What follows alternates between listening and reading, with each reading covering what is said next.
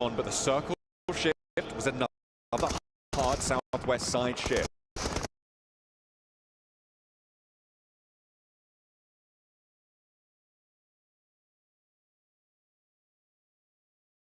They have now wasted a little bit of time, I think it's safe to say, on this northeast side. So Fallick, he's going to be the scout, kind of breaking away from 4 Thrives, who are going to be just up to the northeast of where he's currently at. So maybe calling out Solus, who I believe is down, if I'm not mistaken. We do have a bit of a crash, though. Falcons continuing to get into engagement. So this time it doesn't work out. Regnum Kaya, the ones to receive that in the ditch, in the divot. It's going to go down for the Falcons, and I don't think that their lone player is going to get to, hang on a minute, take it back. Koa with a drive-by onto Romeo, hits him with a runaround, and we'll be able to survive a moment or two longer. But really no safe ground in this central area. These hillsides are littered with caltrops. Yeah, for Galacticos, we obviously tuned in with them just a little bit, but they got teams all around them, including Power, but Power is not having a good time. Galacticos are taking them down left and right. Falcons also eliminated some heavy dogs already out. Yeah, that was the final player, Koa, going down. He was not able to find any respite in the middle.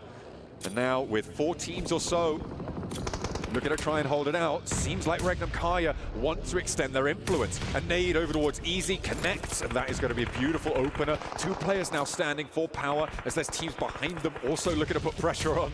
Rolling on out, Regnum Kaya not going to let Easy go down, and the 2-2 roll around will be good for it. However, there is a sideline that they need to be worried about. Get the cover in. Wild low as well. The vehicle's going up in smoke, and Loxy's down all of a sudden. Yeah, he's down, and I believe that was a third party from DRX way off in the distance, getting some shots out. And well, we got Team Secret also trying to survive. I mean, you got so many teams in shambles, and when you gotta go to these shacks, I call them the Death Shack, you're in a lot of trouble. But the teams have spread out quite a bit. I'm actually surprised we've lost so many rosters and players at this stage of the game.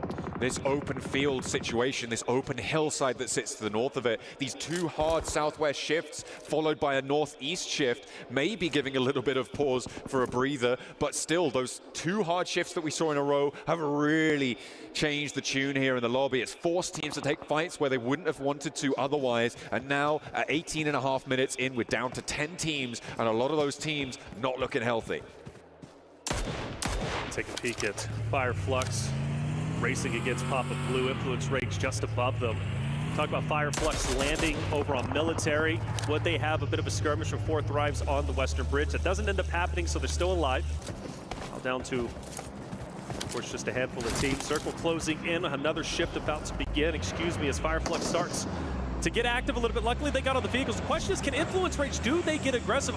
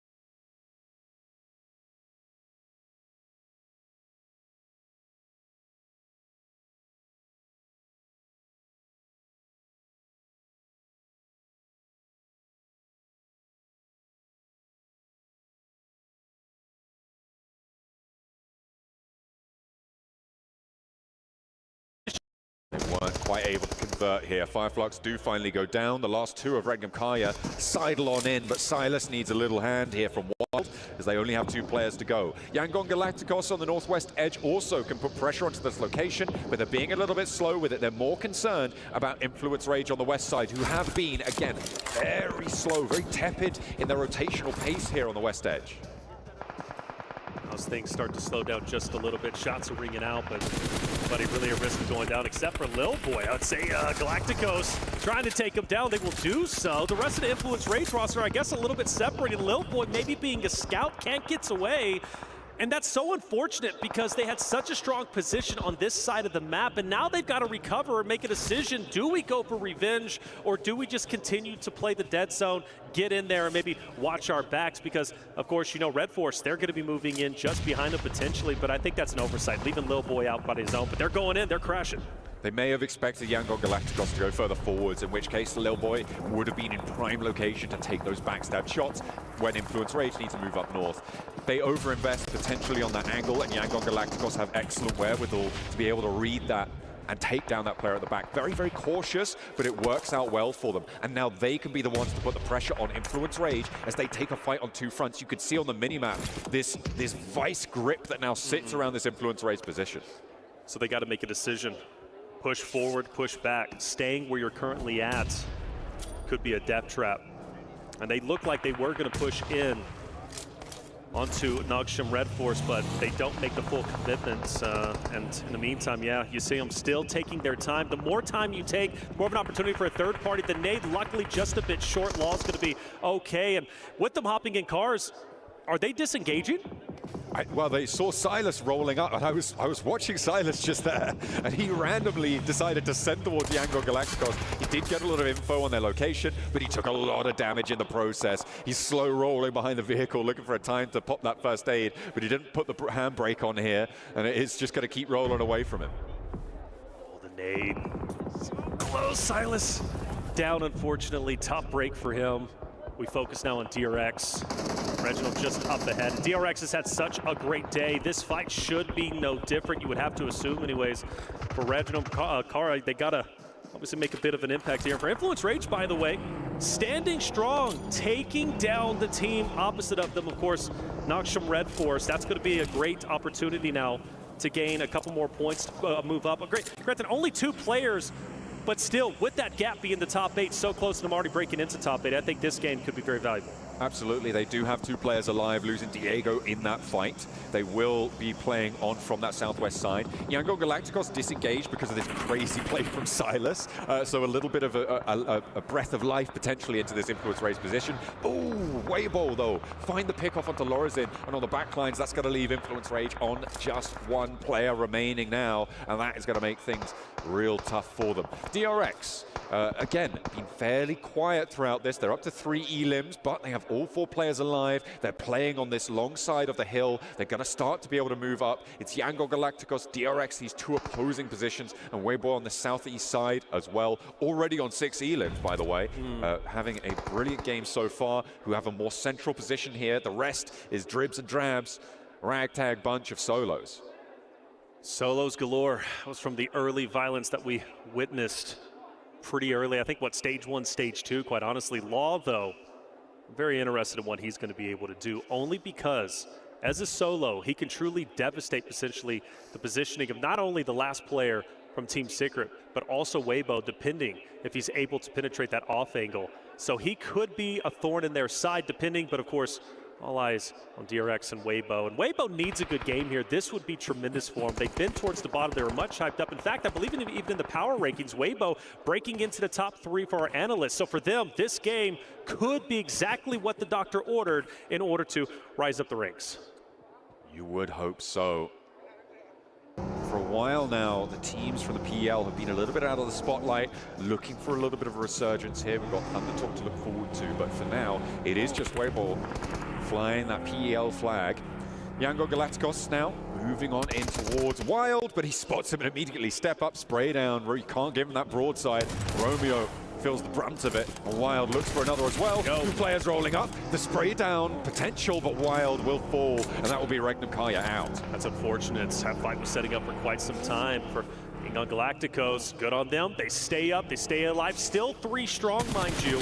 So a chance to take this game is in, but now DRX also getting active. Weibo onto Young on Galacticos up ahead. If I'm DRX, I'm now crashing in onto Galacticos, taking them down, because really once they do that, they control the entirety of the northern portion of the next stage. The difficulty is what sort of angles do you expose to the south side here. There's this big saddle that Young on Galacticos sit in. You can see DRX a little bit hesitant to go for the full send here. They're moving out to the west side as DRX do manage to keep that fight penned on in. Young on Galacticos fall. They don't need to full flush. They have control of the north side entirely here. And now they can move back out to this eastern side and start to put pressure down south. All right, so Team Secret, 1 alive. Meanwhile, you got a good old-fashioned 4v4. Weibo versus DRX. The overhead view showing you what's at stake. You got a little bit of elevation. DRX is going to be on the high ground. Meanwhile, the snakes in the grass of Weibo slowly inching their way up. The question is, once they apex that hill, is Weibo going to mow them down? It's all on the smokes here in these final moments as Team Secret losing their final player. Well, hang on a minute. Take it back. Sorry, hang on a minute. Oh, no. Oh, no. A little bit of miscomms on the spray down. Finally, orders there. The Souk can't quite connect. But now it is a full 4 versus 4. DRX, who have moved back out to this north side, have it fully under control. There's still an off angle played for her on that southeast side of Weibo Gaming. You can see that movement now coming up the hill towards that shack. And DRX looking to extend their influence here for South Korea. Forder. You can't. I was going to say if you can get an off angle extend to the left, but it's a bit too tricky. A lot of utility was used from DRX a little bit earlier to take down Galacticos. I'm sure that they wish they at least saved a little bit of it so they can have this utility to apex that hill onto Weibo just up ahead. But at least the good news from DRX at the moment, nobody from Weibo really has like a tremendous off angle. Maybe suck over onto the left-hand side. But aside from that, like DRX with their wolf pack, it's going to be tough because Weibo's going to get up. They're going to shoot one. DRX is going to be able to focus fire everything onto 33Z, Order, or Zuck just onto the left-hand side. So honestly, in this position, I think I have to favor DRX. It's all going to be up to the smoke play, right? Sure. You can really change the tide of a fight like this, especially on such a weirdly rolling terrain position. If you can create a smoke separation, you have a huge advantage. And you're talking about these off angles. Those can be assuaged with good smoke play, right? So it depends how you're able to target it. It also depends how much utility you've got left in these final moments. You can see that for Weibo Gaming, they've been through the ringer. They've got 9 elims already, but certainly on 33Z, there's no smokes, only 1 nade here. He's the tip of the spear, too. With his forward position, he's most likely going to be the one to attack first. And you need the rest of the rosters out there to help him out from Weibo. Order's going to throw out a smoke. We're now repositioning. He's going to take the lower end for 33Z's. Got a little nade going past him, but he's going to be just fine. Weibo now also in a buggy. They're getting active. I don't know. DRC better be ready for it. Excuse me, DRX. Better be ready for this engagement. Weibo, they're starting to get sneaky. Playing on in the smoke, he drops that, sits in the backseat of the buggy, can get that little higher ground angle to look for the peaks, but DRX should know this is what's happening. And immediately these nades respond! DRX read it beautifully. They're like, what's that smoke doing there? What's that buggy doing there? Well, I think we know what we got to do. 3 pins pulled and 1 player falls. 33Z now looking to try and get an answer here. This res is going to be so difficult, Reflections. I don't think they're going to get it. There's no way. Do you fully commit for that? Because you have to assume DRX is going to capitalize off of it. They're taking it slow, but once those smoke dissipate, they're going to get active, and DRX takes down yet another one. Another one will fall, and this should be the ending that DRX is looking for. This is beautifully played by DRX, immediately capitalizing on that knock into the smoke. These smokes bloom on the top of the hill. They create sightline channels that they can play through. There's a res coming through for Weibo, and they do manage to get 3 players back up in an action, but Scissors forward now. 33 spotted, gets the knock. Is there an answer? Order looks for it, and they do find the challenge that they were looking for. Hurt is there as well, looking for that backup. In a 3 versus 2 though, DRX still have the numbers. DRX has the numbers, but do they have the wherewithal to figure out where Weibo is going to be up to? It seems like the forces are falling, and I think this is finally going to be the end, albeit a miracle play. DRX closing the vice grip pushing forward. Weibo falls, and it will in fact be DRX taking game number 4 on Aragao. Lying in wait, they move through the hills, a coordinated approach, a brilliant read onto Order's buggy rotation, looking for vision, and they will be able to find that knot, open up the bidding on that final engagement. Not enough utility from Weibo to be able to survive that final fight. Yep. They've got plenty of points though on the match, and they will be nearly level with DRX to find that one. 16 points for Weibo, and DRX up on 18, so a fairly minimal Elin chicken dinner. Hey, whether it's minimal or not, that's 2 winner-winner chicken dinners of the 4 that we've seen today, which shows DRX has the proven ability to take games when it matters most and win, which is going to be so critical during the finals. DRX, all eyes on them today, and well, they look to catch up to the likes of 4 Thrives, Alpha 7. In fact, they could have very well taken 2nd place after this game alone. Weibo are no slouches to take that 1v1 and win it. DRX on top. Absolutely, a little bit of revitalization coming through for Weibo from the bottom of the tables, able to put a big dent in the necessary gameplay to find it. Well, let's take a breather after that one as DRX are able to take the 4th chicken dinner of the day.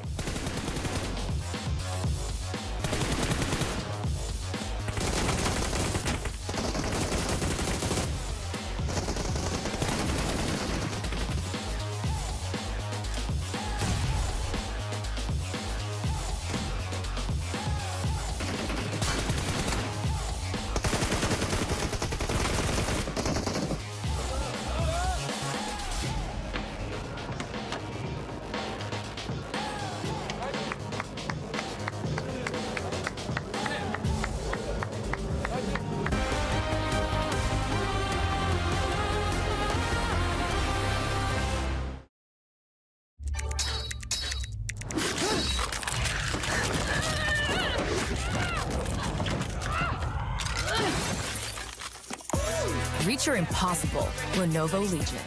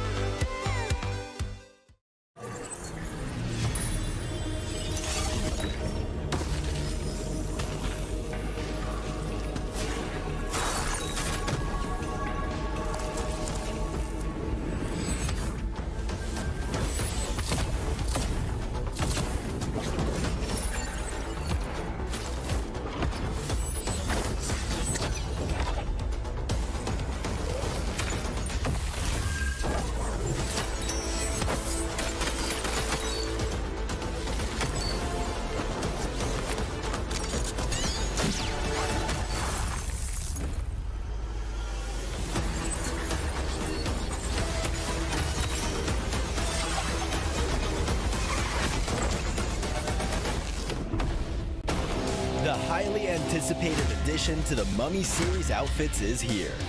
Paired with the new Ice Tomb Glider, the Polar Spectrophage set is just what you need to freeze your enemies. Or send them ablaze with the Inferno Feed set's new upgradable Chain Inferno Uzi. All the Mummy outfits are back. Get them all.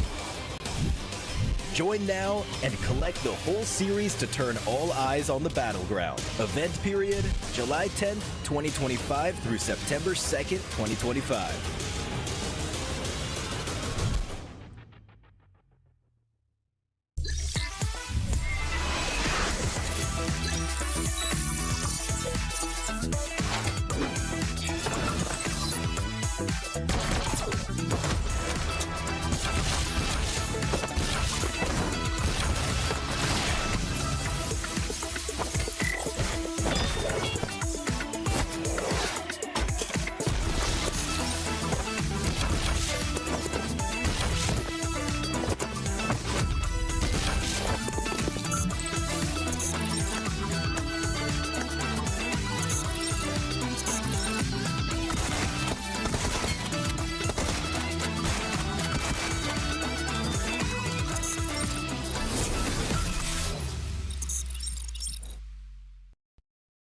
Are you ready?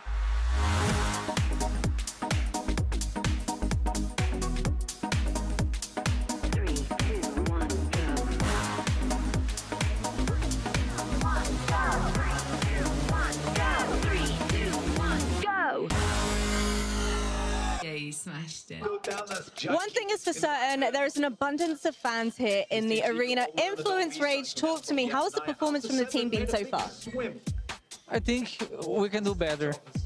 Yeah, we can do better. Well, you're currently sat in the area of the crowd where all of the Team Falcons fans are. Is it a little bit scary for you? Yes, I am. Well, is there anything you want to say to the Influence Rage team right now? They need your support. Let's go, Inf. I believe. Let's go. You believe in Influence Rage? Yeah. Yeah, they can do it. Let's find out whether or not they can. Well, it wasn't Influence Rage that got the win, but it was DRX being able to get the... It wasn't the back-to-back. It was the two-time winners of day one of Pmwc at EWC 25. A big surprise, honestly. I was not expecting any teams to be able to get 2 chicken dinners in the first day. They were able to do it, Max. Yeah, it was a back, break, to back. It just took a little break in the middle of that one. But a really good execution from them, playing it relatively safe on their side. Same for WBG. There was a lot of circle luck involved, I would have to say. A lot of teams that really didn't have to fight too hard for it compared to like an Influence Rage. They were just like, we're just going to try and do something. Same for Yangon Galactico. So you had 2 options. Teams just like fighting to just survive, and teams just like, we're big chilling today. And they were. Well, we've been wanting to talk about DRX. Another team that we've been wanting to talk about has been none other than Weibo. So let's go to the SMB head-to-head, DRX versus Weibo Gaming. And I mean, look at the damage that these 2 teams were able to put up, Natura. Wow, that is actually a lot of damage, considering we didn't see anything from Weibo in that first half of the game at all. Like, completely silent from them. At all, yes.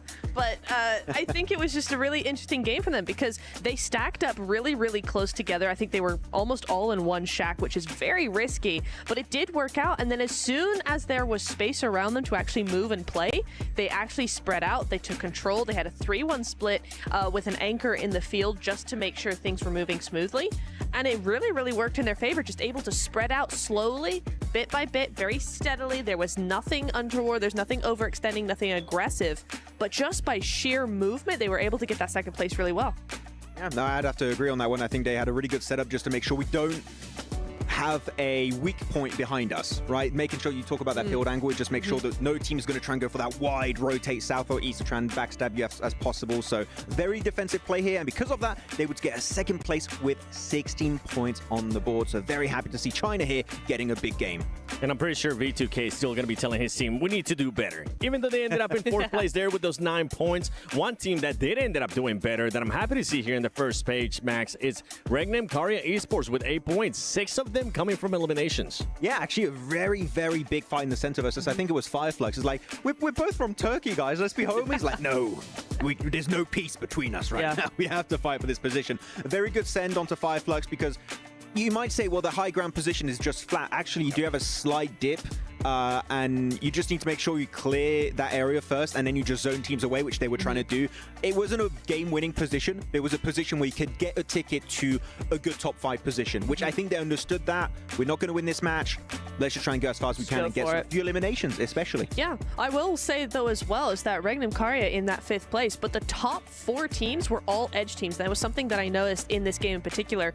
Everybody kind of just crashed to the center, except a few teams, and it was those teams that ended up getting that top 4 spot, at least in points wise, at least in that match ranking, right? So this game was very heavily sided onto those teams that actually held off from that original fight and just kept it to the edge, kept that quiet space until the end game. I mean, there was one team that you wanted to point out too in regards to Team Secret. They had a 1-2 split for the longest time. Yeah, they did. They really, I'm surprised they survived as long as they did, because like, you had a one player off into the hills right in the middle of where all that action was happening.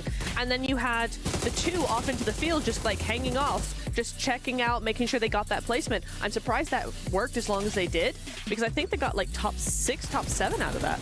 The game plan there is similar to what happened for Regnum Karya. We know we're not winning this game. Let's just play very split. Whoever survives, survives. Yeah. So it's like a mini battle royale in the battle royale for your own team. And they do have at least 2 players survive until the very end. And as you said, like maybe a top 6 position, get a few points here and there. Yeah. So they knew this game was kind of a ride-off. They were able to claim at least a few points, so it's not a non-game for them to at least get something of value out of it. You can even see as the replays here, DRX, the moment they start getting eliminations on WBG, they just claim so much control that WBG just fell like a house of cards instantly. Yeah. I like that quickness, right? We always talk about seeing these teams being able to react. Boy, did they end up reacting quick. And if we rewind it a little bit more towards the beginning of the match, a big surprise that we saw was Alpha 7 fully send it to E-Arena. E-Arena, though, they were able to defend it pretty good. And Alpha 7, ultimately, Carrillo just coming out on top. Carrillo is like, that smoke means nothing. I can see right through it. Like, he had laser eyes. I don't know what happened to Carrillo. He got like LASIK surgery or something because he's got 10 out of 10 vision on both eyes. Yeah. He was able to then survive that one a little bit. He sent it to the center. That was quite unfortunate that he did get picked off, but hey, the thing is, even the IGL, right? A lot of people, the IGL sometimes is the weakest fragger. No, like Carrillo can bring the heat. He can clutch up against E-Arena. So Alpha 7, if it's a full squad or a duo on that Rangorv earlier or a solo, they're always a threat in this lobby. I mean, you got to remember, Carrillo did start off as a fragger. That's what he was known for. And now he has become the IGL for one of the best teams in the world. And talking about the best teams in the world, currently 4 Thrives wanting to become that as they're still sitting at the top there with 44 points, Neptura. I'm just looking, and actually they are on top. You are exactly right. I can confirm. But what I'm looking at is actually DRX moving in. We had a big gap before this game, and DRX have managed to just smash right through that, double their placement points with that extra win. And now they are kind of threatening 4 Thrives' position at this point in time. I will say though, just over halfway point, Max, none of our power rankings are looking particularly accurate at this point. Yeah, as of right now, our prediction game is very off, which I would say is on brand. Pretty bad. So, you know, I wouldn't talk about it too much, but Yangon Galacticos, I was not really expecting much, but they are such an aggressive, oppressive team going into this. They're not scared of going for fights, which I like to see, because a lot of times you see underdogs just being a little bit too scared in lobbies like this. Like, we don't want to fight, we purely want to get placement points. No, Yangon Galacticos, if they see a team that have a very clear weakness, they will not be scared to go for that engagement on that position. So Yangon Galacticos, seeing them be this confident early on, is a very good setup for what's coming next. I mean, and they showed it right away. They showed it from the start. Yeah. One thing, though, for everybody currently watching at home, from July 25th to the 27th and August 1st to the 3rd, log in to Summon Airdrops and collect 2025 airdrop vouchers to enter prize draws for official merchandise, smartphones, BD partner rewards, permanent in-game items, and more. Every participant is guaranteed to win. Additionally, from July 25th to the 31st, vote for your favorite airdrop partner for a chance to receive a special gift from them. I'm going to be doing it. Max is going to be doing it. Neptura is going to be doing it. Don't miss this year's airdrop carnival and unbox your surprise, because we're all going to be doing it, and I can't wait to see what surprises we're going to be unboxing, especially when we go to Miramar. And I kind of want you to go with the Dr. Suleiman Al-Habib hot take. Are we going to be getting any hot drops, Max? Well, there's actually a lot of teams dropping in El Pozo, so I would say yes. El Pozo hot drop specifically is going to be happening. El Pozo? Okay. All right. Neptura? Yes. To answer your question? Okay. Right on. Yes. What a hot take. Wow. Yes. My other hot take was that Miramar is hot. Spicy. It's going to be spicy. Should we just ban her from the I think we should just... I'm going to ban myself at this point. Yeah, they're not good. This is... No. Now, at one point, going back to that last match, though, I think you mentioned something in regards to 4 Thrives, Neptura. Is there anything you wanted to mention about them? Because it was a lackluster match considering that big gap that they had. I think they were just too hesitant in that last game. They didn't know where to go. Honestly, they didn't have many options left to them. Maybe with Miramar being a bigger space, they'll be able to actually have those more options in a tricky zone, but we need to see a little bit more proactiveness from them. They did have a surprise though, Max. Fireflux came in from military base, and I think that they were not expecting that. Actually, they didn't even really encounter each other, but they know this typically the pressure might rotate. There's going to be Fireflux. There was power earlier, so they're not being also completely careless because Alpha Gaming's not here. They're like, they might be a team, let's be a little bit respectful, but Alpha Gaming's going to be the real competition when they do encounter Group Green eventually later on down the line. But they were very cautious, but I do have to fully echo what you were saying here, Neptura, on this game. Very hesitant. I don't care if you go for a good or bad play decision. commit to it as a full team. Your odds of being successful are way higher if you just send it on a big play. And you know what? Your sheer fragging power that we know Fourth Rise have might be enough to just tear down any team they go up against. Well, I think, and the team that we were all looking for them to actually go after was going to be Weibo, and if that would have happened, if they would have came out on top of that fight, guess what? It would have been a top 2 guaranteed. But you know what? I'm excited to see what's going to be happening here in Miramar. Let's send it over to Reflections and John Allen. The tables keep on turning, and we will not stop. We're 1 and 2 more revolutions going around Miramar for 2 laps of the desert to see us out of the first day of games here with our first 2 groups on play. We've seen some miraculous turnarounds from these matches. DRX holding their nerve on the northeast side. We've seen Alpha 7 holding the riverbanks right now. But what will the desert have in store for us? That's the question, and it's going to be a really good time as DRX take over second place after a tremendous win. They've won 2 out of the 4 games today. Question is, what can they do for the first time on Miramar? A map where teams start to wake up, more specifically from the Americas region. Influence Rage do very, very well on Miramar. Alpha 7 as well. I've seen them drop 20-plus elimination games on Miramar. That would be insanity if they do it here. But top 8 is what they're shooting for. Currently, top 6, still very healthy. But you want to finish off day strong. You want to finish off, in top 8. Doing so will then set you up very nicely going into your next group stage matches. We've got a pretty standard playing path, which means we shouldn't see too many crazy drops. Yeah, we are going to be fairly fair on the start of this Miramar here in terms of achieving that top 8 towards the end of this tournament, right? Well, the first league stage, rather, of this tournament. You're going to be looking, as we said, during that last match, probably around that 80-point margin, which sits you at 6 2/3 point average if you're doing specific exact math. Sure. So if you're looking to get above that, you want to be putting up 7-8 points average, right? To feel a little bit more comfortable when it comes towards those later games, if you're able to keep that up. So over these first 4 matches, you're going to be looking up towards the mid-30s right now to be looking a little bit more healthy. Obviously, 32 points would be really nice, but not too many teams have been able to break that 30-point barrier just yet. However, it is always more dramatic, the curve of the point scoring going over this one. A pretty dramatic circle shift as well, coming on through all the way down to the south side here. I said standard. Well, it's not going to be. We go all the way down low to the south, which for all those rosters who are still up in the air, right, going to their original POI, their landing POI, now have to rotate towards the south, which, of course, you know there's going to be a lot of competition going your way. And so, well, for Hora Alpha 7, maybe going to run into a bit of a scuffle for Team Vision. They've got the longest travel all the way up towards the top side, but that's just the way it goes. It's going to be relatively slow until the very end. But for DRX, another great position inside stage number 1, which could put them in an amazing spot to potentially win 3 out of the 5 games today. That would be pretty incredible. And the fact that there's 2 chicken dinners and they're not in first place is kind of miraculous.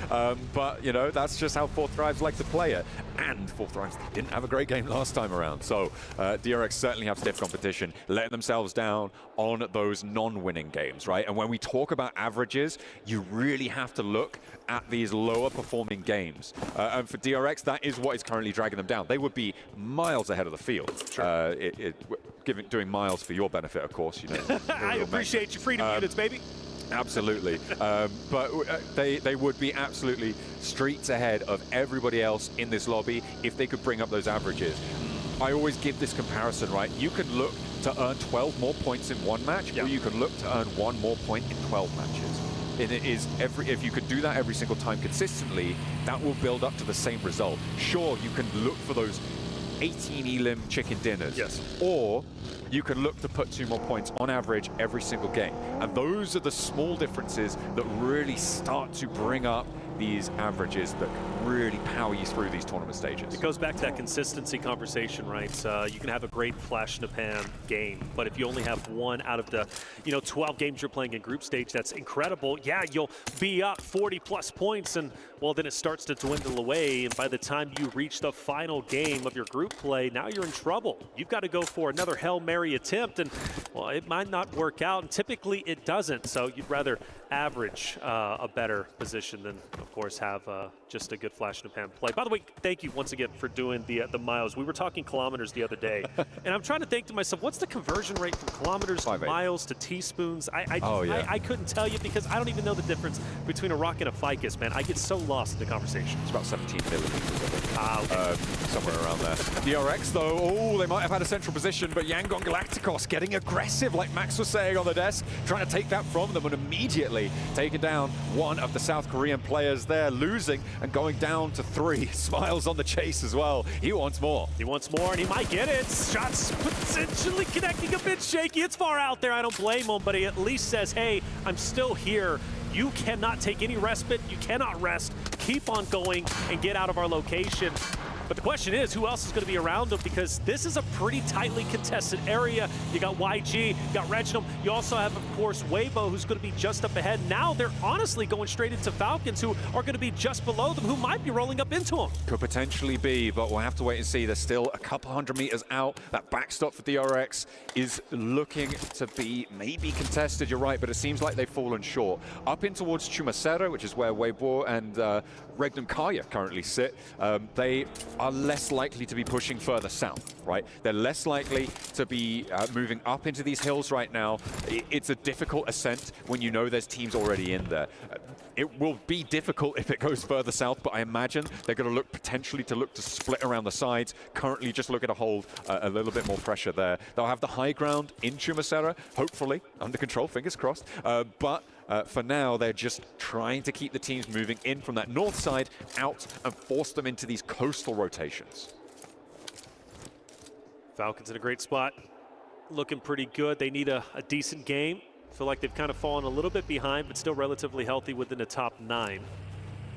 As we look at their position, the question was, would they be able to see DRX? And they can, way off in the distance, but for the meantime, there's no reason to get antsy. For the teams who are down here towards the island, like, they're chilling. There's no reason for them to engage. There's no reason for them to get too crazy, unless you're trying to, of course, overtake one of the hillsides. For DRX even, despite an early loss, losing a teammate, I would still say they're relatively healthy, right? They've got 3 members up. They're still relatively center zone.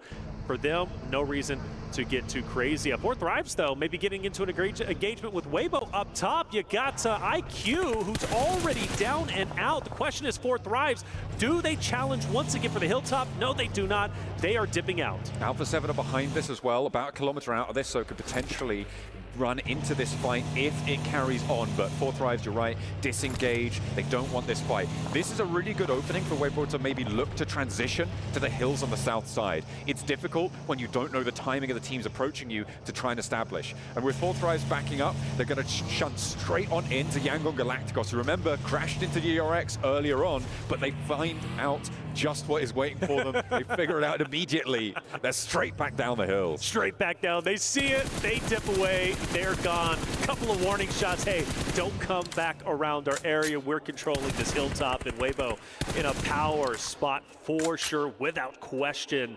Still very tightly contested. Alpha 7 now starting to get a little bit active coming into where Weibo's at. Of course, a lot of distance still separating them 100 meters, as I just learned from you just a couple seconds ago. But yeah, for the rest of the rosters moving in, you know, it's still going to get even tightly contested up in the northern side, especially if we have a shift up there. Things could get wild for all the southern teams. It certainly could. It is going to be the South Chumacero Hills, still the focal point. I'm waiting for this second circle to pop before we go a little bit crazy here, because we do have that potential Partona finish. That Minas del Sur area could potentially be on the cards. It's a little bit unlikely. In fact, I would say bordering on impossible, but it could be the case, right? The second circle shift can be pretty titchy when it comes to the cutout on the area. So we'll see where we end up. We've still got about 20 seconds or so before that one comes on through, and we'll have to see where that drops. Could go over to Los Leones as well, or center up on Chumacero to the north. Find out very shortly. The arena's set up nicely inside of a compound themselves. Team that desperately needs to finish these two Miramars strong. Take a peek at the map as it will be transitioning very shortly. Every team very, very healthy. We do have a shift towards the south, which is going to be great for DRX. Honestly, even better for Alpha 7 as far as I'm concerned. They've got Horror moving in, but for Alpha 7, DRX, some heavy hitters still looking strong in this next stage. I was interested to see if anyone is going to go down to this south island, like Falcon, try and head on through. It looks like they might be taking that option, or they could. I think they're just wrapping around the coast for now. But potentially could branch out. Alpha 7 down into Carrillo as well. Carrillo, I mean, they're moving. Yeah, they're moving. They're still just on this coastline, but it could be a crash between the Falcons and Alpha 7 on this coastline.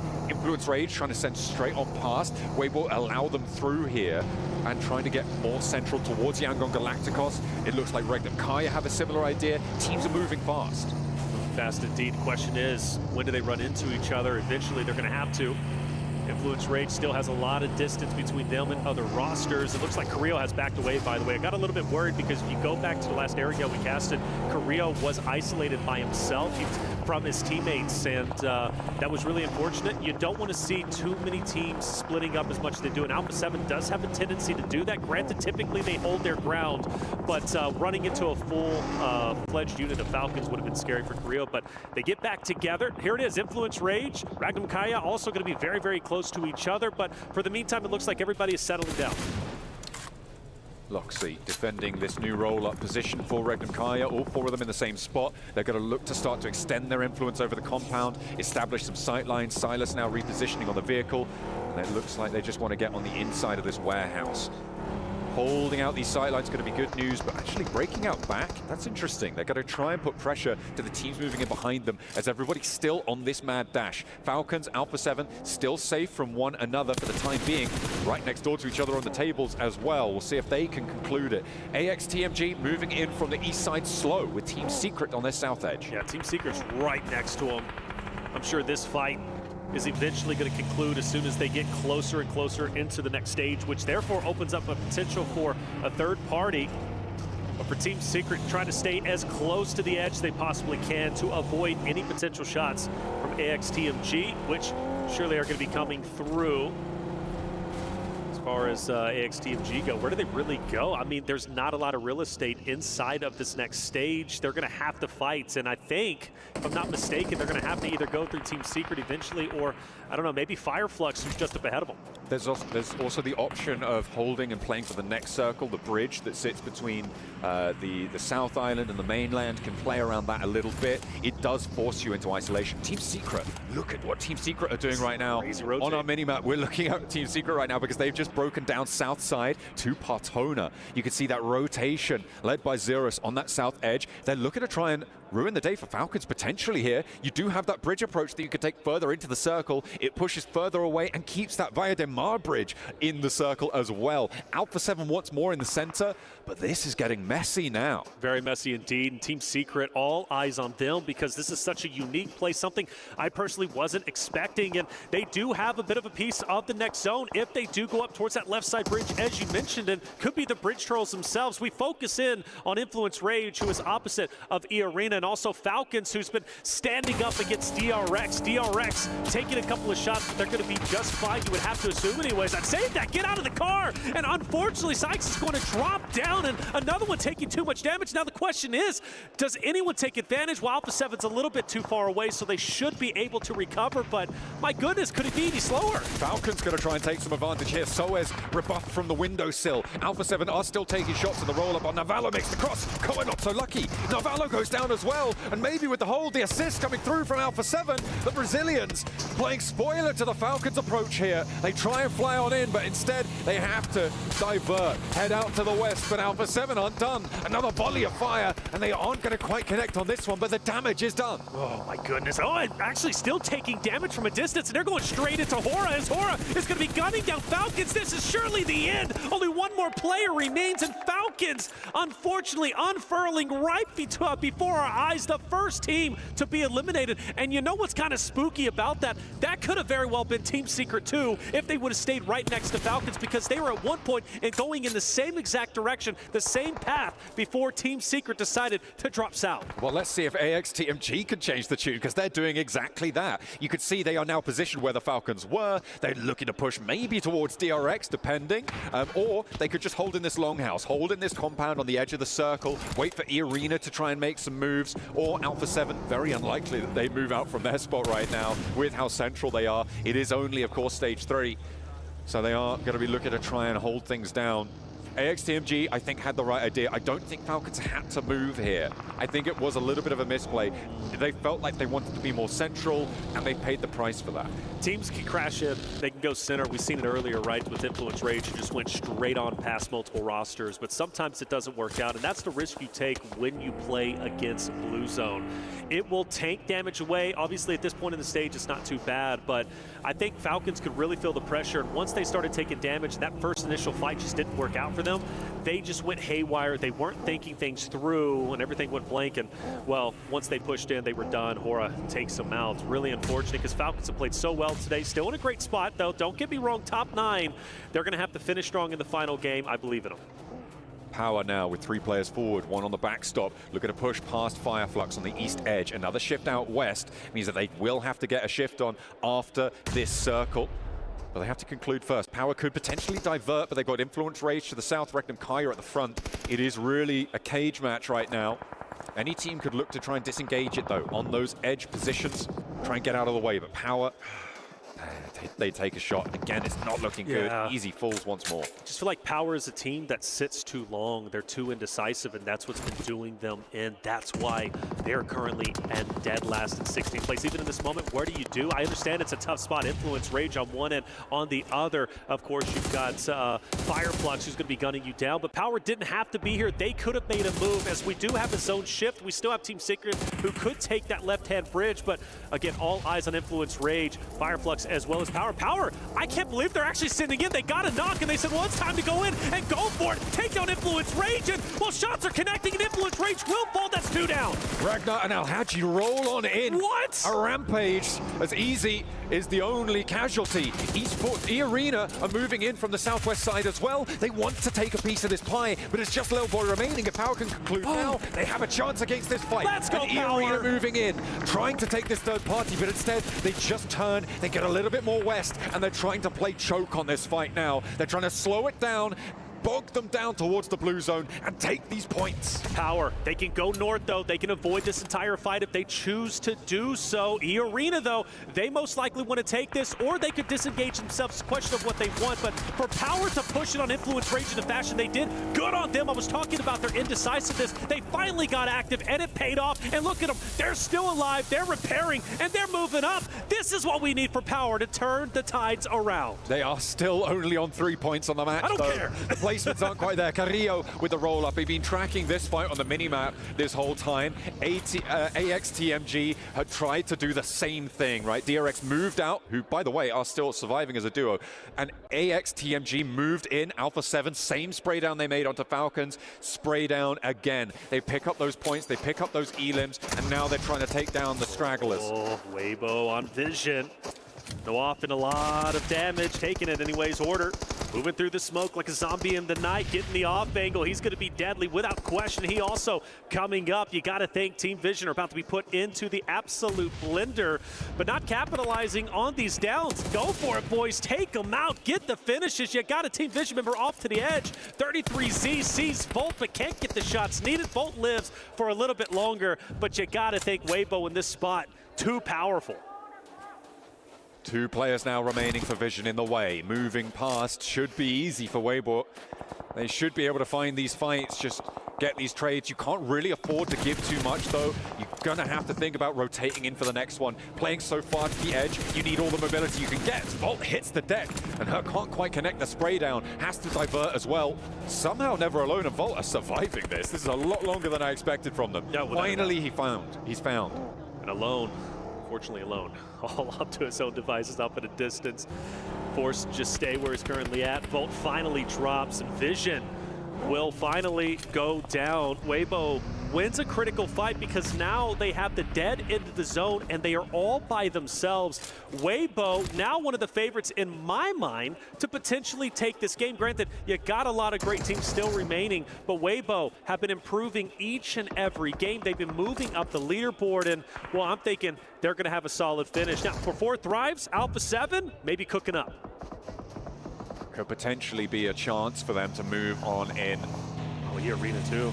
The arena from the south side.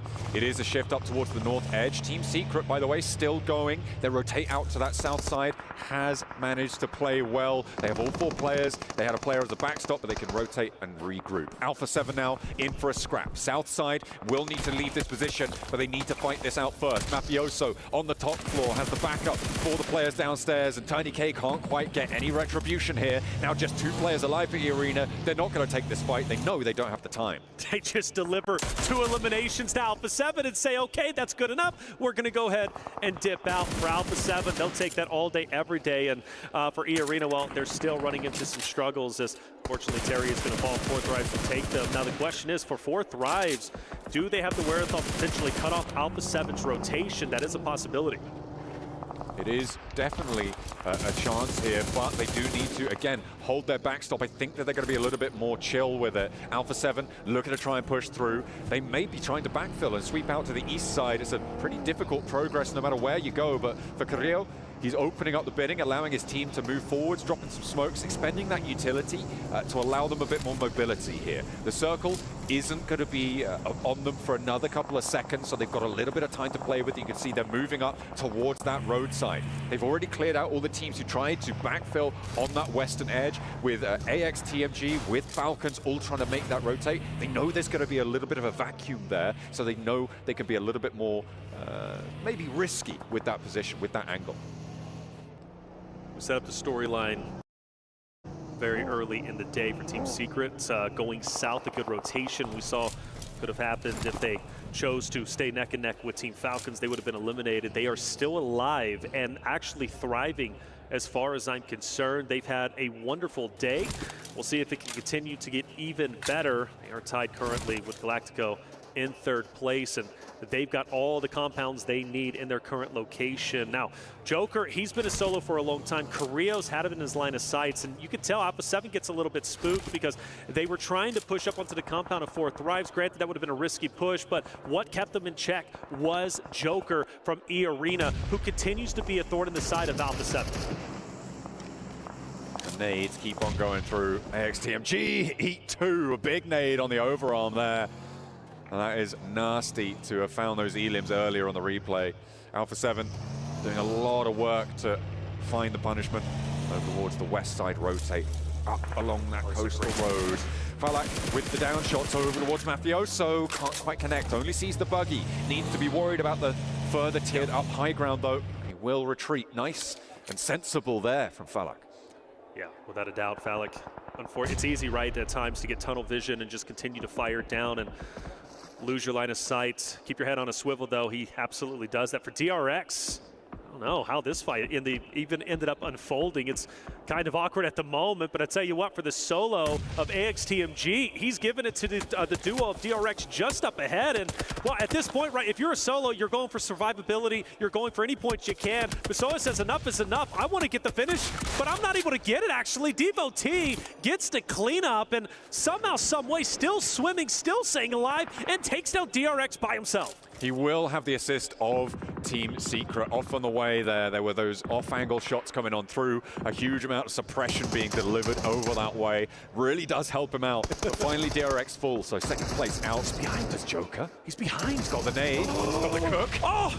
Too long on the cook there, and now the nade position's given away. He doesn't have another one. He's got a Molotov, but will need the spray downs as Team Secret finally starts to eat lead. They don't look at him. Joker could take down the entirety of the Alpha 7 roster. It would be so hard to do. But if Joker gets active, if he can push up with Revo down, Joker, like I said, the thorn in the side of Alpha 7. We've been setting it up, but can he get it? He's gonna take down 1. Now you gotta focus on the 2. It's gonna be over to your right side. He's gonna reposition. Not a lot of health, but still for Alpha 7 takes down, I believe, 1 member. They'll recover, but for 4 Thrives, they smell blood in the water, and they're going for it. The Sharks are out here, but 4 Thrives have a hell of a task to achieve there. Falak immediately sprayed down. The UMP keeps them safe. The breakout wide for 4 Thrives wants to keep them going, but got 2 players now knocked, and they just can't hurdle the distance here with just Noki left remaining. He's tumbling down the cliffside as Alpha 7 get back to their feet. They lost Revo to that off-angle spray down, and that is a big blow to be dealt, but they've still got some life in them. 4 Thrives, can they stay alive? That's the question. They're already in shambles. Carrillo onto Power, and Power's now out. Alpha 7 is this team that miraculously finds ways to get back into the fight with infinite reses, it seems. They just know how to keep together. They are sticking to it, sticking to their guns. And with 8 elims on this game, Weibo, Regnum Kaya, Nongshim Red Force, the 4-player teams in this one, it feels like they've got a good chance. They are sticking to this edge-style play. I know Seven was talking a lot about how he's expecting them to try and stick to that over the course of this tournament. It looks like it's working out for them here on Miramar. All right, so Alpha 7 have effectively won the Hilltop. Yes, I can't believe you still got them one solo from AXTMG in the water. I don't know how much of an impact he's going to have, but at least against DRX, he was the Grim Reaper and took them down. 4 Thrives currently in first place, but with only a solo remaining, he's most likely not going to be able to do much. So this gives the opportunity for a lot of the teams who are towards the bottom end of the standings now to finish strong and potentially break into top 8. What they'll be looking for here. On the north side, I'm looking at Weibo trying to get, again, another consistent game, get those points earnings going. Obviously, starting the day a little bit weak, but that second place in the last match may be looking to convert into a first place here. On that northern side, they are fairly alone, fairly isolated, as the final player from AXTMG gets spotted, and Mafioso won't let that one go. Rest in peace, man. He lived a long time, did his absolute best. It was fun watching him do his best. Michael Phelps out there, but tell you what, for DRX again, taking him out, that's tough. Team Secret still alive, by the way. They haven't done much, which I'm quite surprised with, and they've been now currently gatekeeped by Hora, who I do not believe is going to allow Team Secret to rotate out. So I believe Hora going to take them down relatively shortly. I think Team Secret is going to be out. And Hora then has a pretty good amount of real estate on this left side of the stage. What? That was from Alpha 7. Huh? What? That's the all the way on the other side of the circle there. Yeah, what the heck? Towards Weibo. Unlikely that this gets flushed out, but Weibo, they're going to be slowed down by this. The circle has moved away from them, and Alpha 7 are a lot closer to it, so a really big pickup here. The Mini 14 for Mafioso is doing bits. So you got levels to this, right? You got Team Secret who's being gatekept by Hora. You got that Hora who has really Alpha 7 has infinite line of sights and is also looking down. For Team Secret, good on them. They actually make an attempt, and No Fear is dropped low, going closer and closer to the edge of zone to try and commit for an off angle. I don't know if this was intentional. Maybe he fell down, but Jaiki wants to take it to him, and well, No Fear's wisely going to go ahead and back away, but that would have been really awkward. And for Weibo, they're setting up for an off angle themselves. They found that res. They are back as 4, not taking off angle shots. They want to sweep through, control this roadside. I don't expect them to crash down here. I don't think that they want to. What they want is to pick up the pieces of this fight, find these third-party fights, find those elims and try and steal them away. Mafioso's spotted by Order in the meantime, but they've got a fight in their own town to deal with. No Fear, still just going for it with the shotgun, despite being on fire. Will not quite connect on it and will get flushed away. Order getting picked apart in the meantime, but Frankie goes down, leaving 1 player for Team Secret. Regnum Kaya and Nongshim Red Force in the meantime on the east side. They're also in a fight, and Utility starting to come down from, I believe, somebody else off in the distance. Silas, who has so much to gain and earn from PMWC right before your eyes, taking on the entirety of the world up ahead, but the shots aren't hitting. He's fully exposed, and all it takes for Benny to just swing to the right-hand side to take him down. A nade potentially that opened up the door to take down Silas. It's thrown. Swing left, my boy. Take him down. Fully commit to it. Don't let him get the reses, but Alpha 7 up top are going to take everybody out anyways. He has to stick to this monster truck right now. It's a slow-moving castle for him, right? As it stands, it just keeps rolling. It keeps him safe as Regnum Kaya fall before him. Benny now can just chill behind this one. I wonder if Alpha 7 expect there to still be a player behind this monster truck. We'll have to wait and see if they've got that scouting info. But now we're down to 4 teams alive. Benny's still going, and he's going towards the circle. He actually is. This is incredible. He's happy with this. Continues to squat down. Look, hey, you see it on PMWC, and we've seen already quite a bit climbing towers, using your portable castle, as you called it, right? Going forward into zone. But for Alpha 7, you know they are punishing, and they are looking to punish Benny. He hopped in, he tapped the brake there into the monster truck, so he's stopped dead. Sook gets spotted. That is a big pickup for Alpha 7 because they're going to need to descend soon. And Weibo had that ridgeline. It would have been broadside if they went for a flat rotate, but they found that opener. The res needs to come through fast for Weibo. Alpha 7, Weibo, this is it. These are the two teams to win it as far as I'm concerned. Whoever wins this engagement are taking it. Benny might have an impact, but we don't know. But for Thrives refusing to go out, even though he's a solo, he is mighty. Thrives fighting till the very end. And, well, with that elimination also gives away his position, but he's fine. I mean, he's alive. Why did Weibo not capitalize? I mean, they were all going down, right? They tried to cross the road. It felt messy from Weibo. That is unfortunate. Not what we wanted from them. Up the top now, Alpha 7 have 2 solos to deal with. The circle will close dead center on this one. We're into stage 9, into nearly the 29th minute now. But Binny, I just wonder if he's safe from Alpha 7. Not because of his position, but because of the knowledge that they have or don't have. It's weird for him, right? Because you got 2 solos and, well, now we're traveling. Look at it, Naki's out. Thrives, he says, man, I got to dip a little bit. But there is still a world Alpha 7 doesn't win this if things get weird. And Benny is holding on tight to what he's got. And does Alpha 7 know Benny has left this monster truck? This is the thing. I don't think they do. The 2-player crash that they just did felt like they were rolling onto a solo. They'll know it's 2 solos alive. They'll know where Noki is from the gunfight. It felt like Carrillo and Squash thought that he was in that ditch amongst those vehicles. He was not, and now they're confused. They are, because they're fully focused on Thrives Naki. Benny, they have no idea Benny's here. Mafioso. Oh, Carrillo as well looks to be cooking a nade, going straight. No, he throws it over there, but direct. Squash ends up throwing a nade over here. The shot's going to ring out. And Benny's going to be exposed. He's going to get taken down. Mafioso finally hits the shots, and now it comes down to a 3v1. Noki with a chance here for Thrives, but it is a slim one as Alpha 7 look to try and maintain their title towards the top spot. It's a battle for first place, but he's found Mafioso. He's got the flush. Carrillo as well. Noki, no! How can you do it to him? They want that first place. Well, you're gonna have to prize it from his cold, dead hands. Squash with a chance now, and he's able to close it down.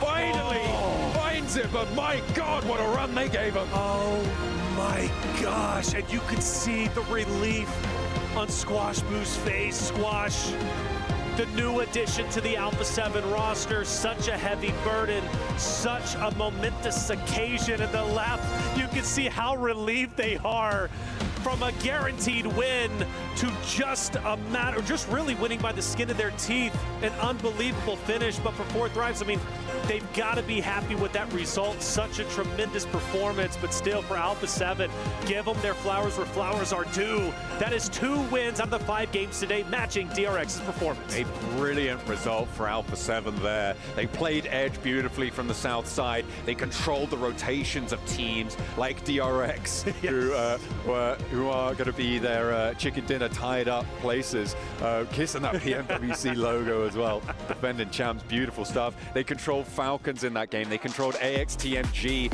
in that game, and they control 10 placement points onto the tables. We're going to take a quick break. We'll be back with the desk very shortly to set up for the final game today.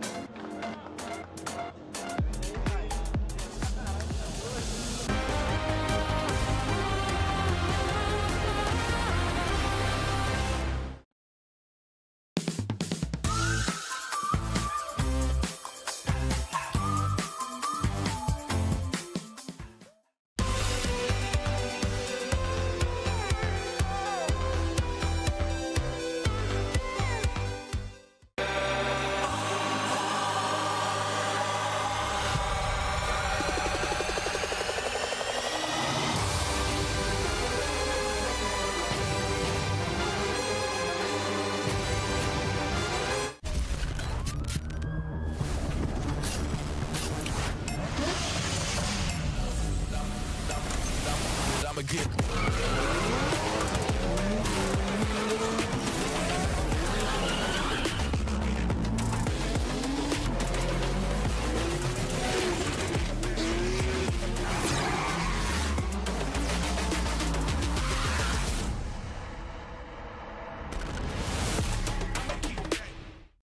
Dear PUBG Mobile fans, we are delighted to invite you to the 2025 PUBG Mobile World Cup at the Esports World Cup in Riyadh, KSA. This exciting event will take place from July 25th to August 3rd at the Boulevard City. We've prepared tons of event perks, such as the Pmwc avatar frame, Esports Passion set, Esports Passion parachute, and tons more items. Let's check out how you can get all these rewards. During the tournament, go to the Pandora event page via Lobby, Event Center, Esports to join the event. Mormon from SEA, Top from CSA, Pedrinho from the Americas, Silas from the EU, and Prestige from MENA will guide you through the 5 major parts of the event. They consist of tournament celebration, prediction rewards, esports shop, themed outfit, and champion challenge. Join these activities to earn rewards and collect esports tokens to redeem even more gifts in the esports shop. The more esports tokens you collect, the better rewards you'll get. You can get up to 2,870 esports tokens from the prediction event.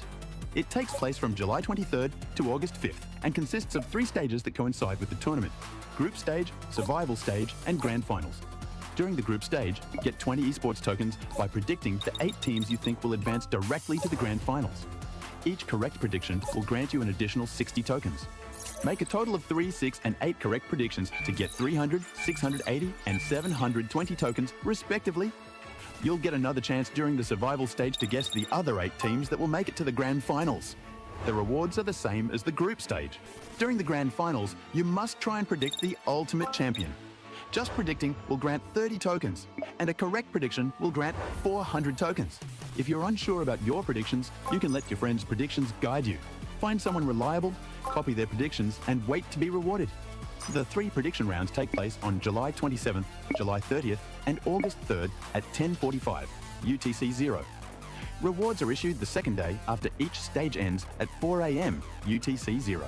You'll receive esports tokens based on your prediction results. Note, esports tokens don't expire and can be used in future esports events. Who do you think will be the ultimate champion? Join the 2025 PMWC event and share your predictions.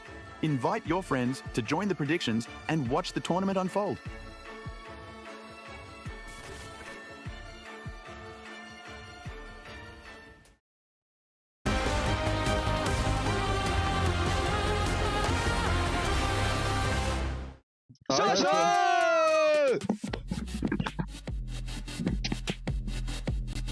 Yeah! Nice. Nice.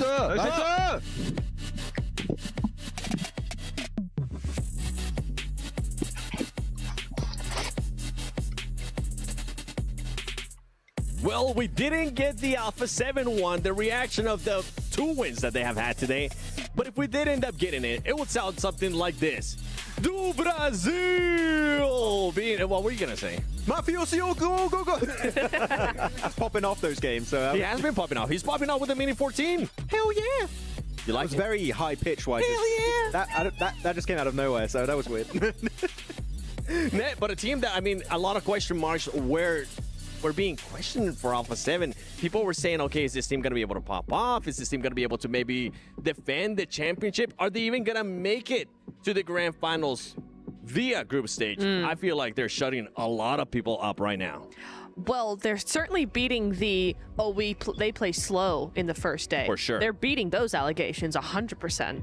That is really something that's really improved from them. Yeah. I love to see that. But I love that they're a team that once they know they've got a good thing going, they just go for it 110%. They knew that up there on top of that hill, they had the perfect opportunity for a 30-point game.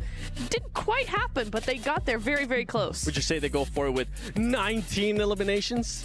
Could have been 20. Yes, it could have been 20. I mean... It's just very satisfying to have a 20 elimination chicken. Well, you really wanted it to be 20 max. I think I ended up saying I think they're going to be just 1 short because of what Weibo was doing there. But for Weibo Gaming, good back-to-back games here as well. Yeah, finally. Finally. Yeah. Because sure, they got themselves still a good angle earlier on the last angle of the day.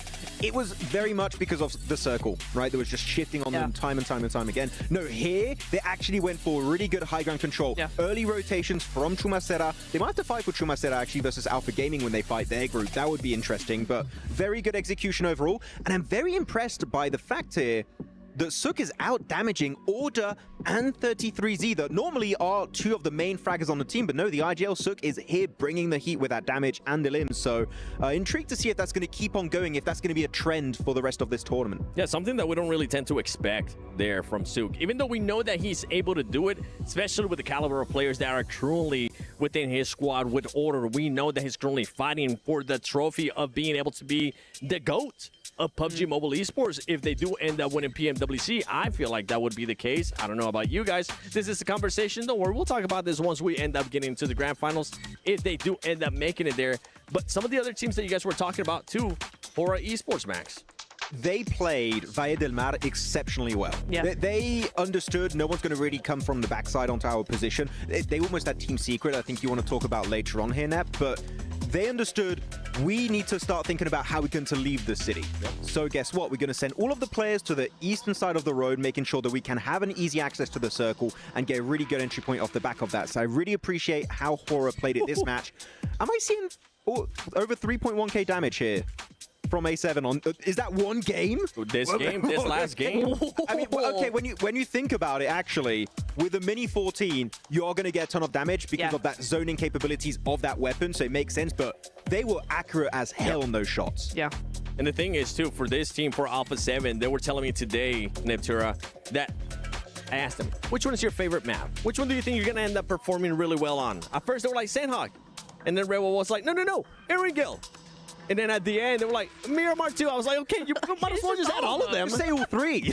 It's just all three. Although I understand why why Miramar might be their favorite map in some cases. Because of the Mini, you can just use it to such an extent. You get a good bit of high ground up there. You get that Mini going, and, you know, we saw the results just there. So very, very good stuff. I love that the Mini is coming back, though. I mean, you and I are big... I mean, we all three are big proponents of the Mini 14. It's so nice to see that coming back into esports. It's really, really nice to see. Yeah, I mean, shotguns are still meta. They're going to be meta until, the heat death of the universe is still going to be meta, possibly. But it is very good because you're kind of preemptively avoiding fights early on by damaging teams. You're taking care of their helmet, of their vest, of their resources because they've got to heal up, also got to res their teammates. So it's very good if you're just using it, zoning teams away, and in this case, it was very effective for A7. Well, Max, you don't know what's coming up. Nobody knows what's coming up. But it is a segment we would like to call Maxman Grenade of the Day. It's Maxman's Grenade of the Day. Are we doing this? Yes, we're doing We're doing this. Guys, this is Maxman's Grenade of the Day. We're looking at AXTMG going for the push onto Falcon. The nade being cooked up on the side of Falcon. It comes on out, and he nades his own team. Yeah, he gets everyone all at once. Absolute utter destruction. And that is why that was Maxman's Grenade of the Day. There you go. I knew you would be ready for but a team that you guys actually were mentioning earlier as we're going to be moving on from this one was Team Secret. You really wanted to talk about this team, Natura. I did, because they're doing something that's a little unorthodox, perhaps. Ooh. I feel like it's odd. I'm not really sure how to feel about it, but I will say they are doing this weird, like, 3-1 split. They're making an anchor point, which is very standard for this level of esports. This is the standard. 3-1 split as an anchor, but they're using it to actually kind of hedge their bets and go, oh, we're not too sure this is going to work, so we're going to keep one player off just to be safe. One player in the water, one player off in a shack somewhere. It's a little bit odd for me. They did make a really nice rotation round onto actually the small island, so they were able to do some really good stuff there and actually obtain a bridge play across back into zone behind Hora. But it was just like this split thing. They've done it in the last Miramar now into this first last Erangel into the first Miramar. It's odd because there's not anything coming out of it except kind of a few placement points, like 2. It's like a good idea, but the execution tends to fumble a little bit. I just don't know where they go with this. Yeah, actually, I want to ask you one thing about Team Secret because you're talking about the way they rotate onto the island.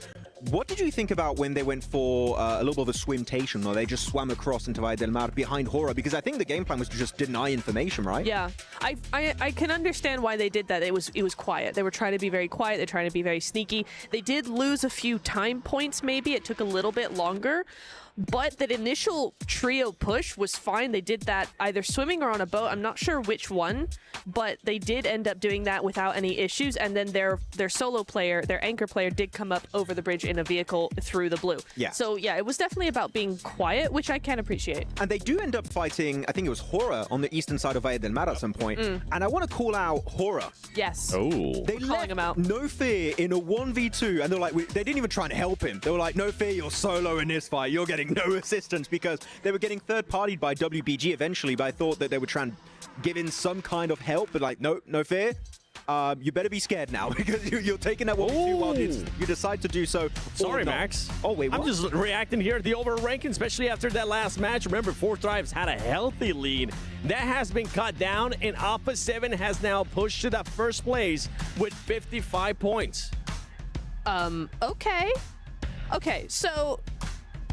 Wow, sorry, hang on. DRX coming in with 19 elims with 2 wins. Alpha 7 with 2 wins, 34 eliminations is a crazy stat to have. Yeah, I mean, we did see only 1 placement point outside of the chicken dinners for Alpha 7. There's a little bit of a scary prospect here as we go to the second page, and it goes away. You see what I saw there, too, from Power? Power, all of their points are just coming in from eliminations. We'll see, maybe in this last match, they're going to be able to clutch up some placement points and some more eliminations as well, as they send it over to Reflections and John Allen.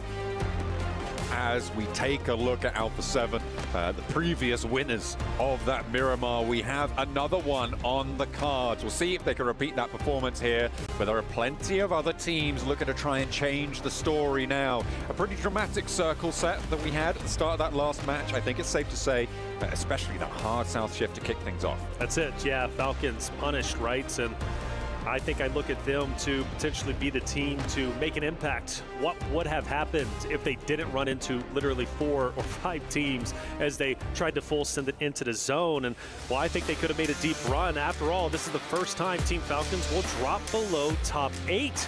So you know they want to break back in, but it takes this one game, this final game of day 1.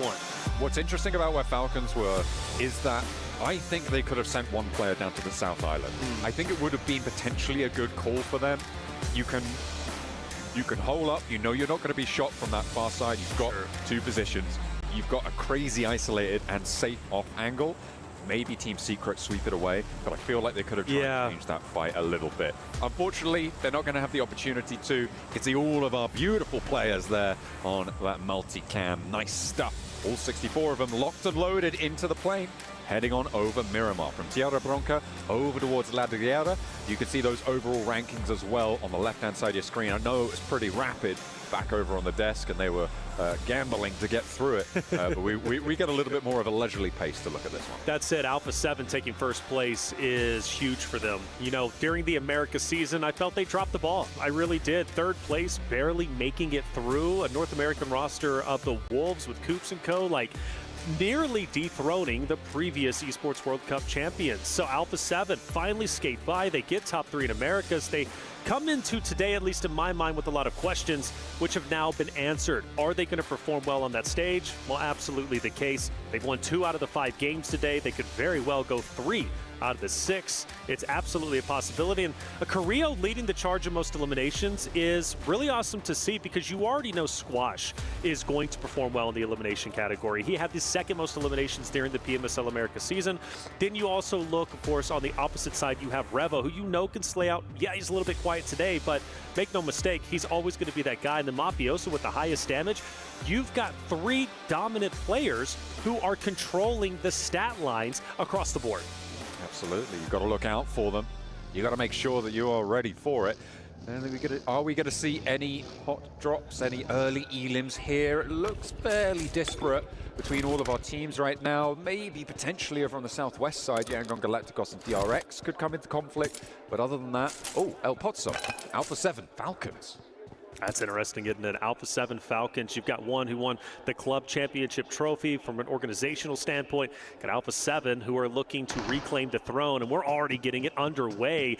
But I love Falcons' elevation. Carrillo, being where he's currently at, he's got to focus down low, but the question is, does he have his head on a swivel? Yes, he does, and he'll know there's going to also be a Falcons member up top. But I think Carrillo, he's going to have to fight hard out of the spot. If he doesn't, he's down and out. The strategy I think Alpha 7 want to go for here is dissuade this fight from occurring for as long as possible. You see the two players behind, they're going to be looting through, they're going to be gathering a lot of resources, and they are so important in these early game fights. If you find first aids, you're basically a god on these hot drops, so they're going to be looking to try and find that. Falcons a little bit more crunched in, a little bit more penned in by Carrillo's forward position, aren't going to have as much of an opportunity to go for that util, to find those meds, those stims, those things that can really change the tides of these fights.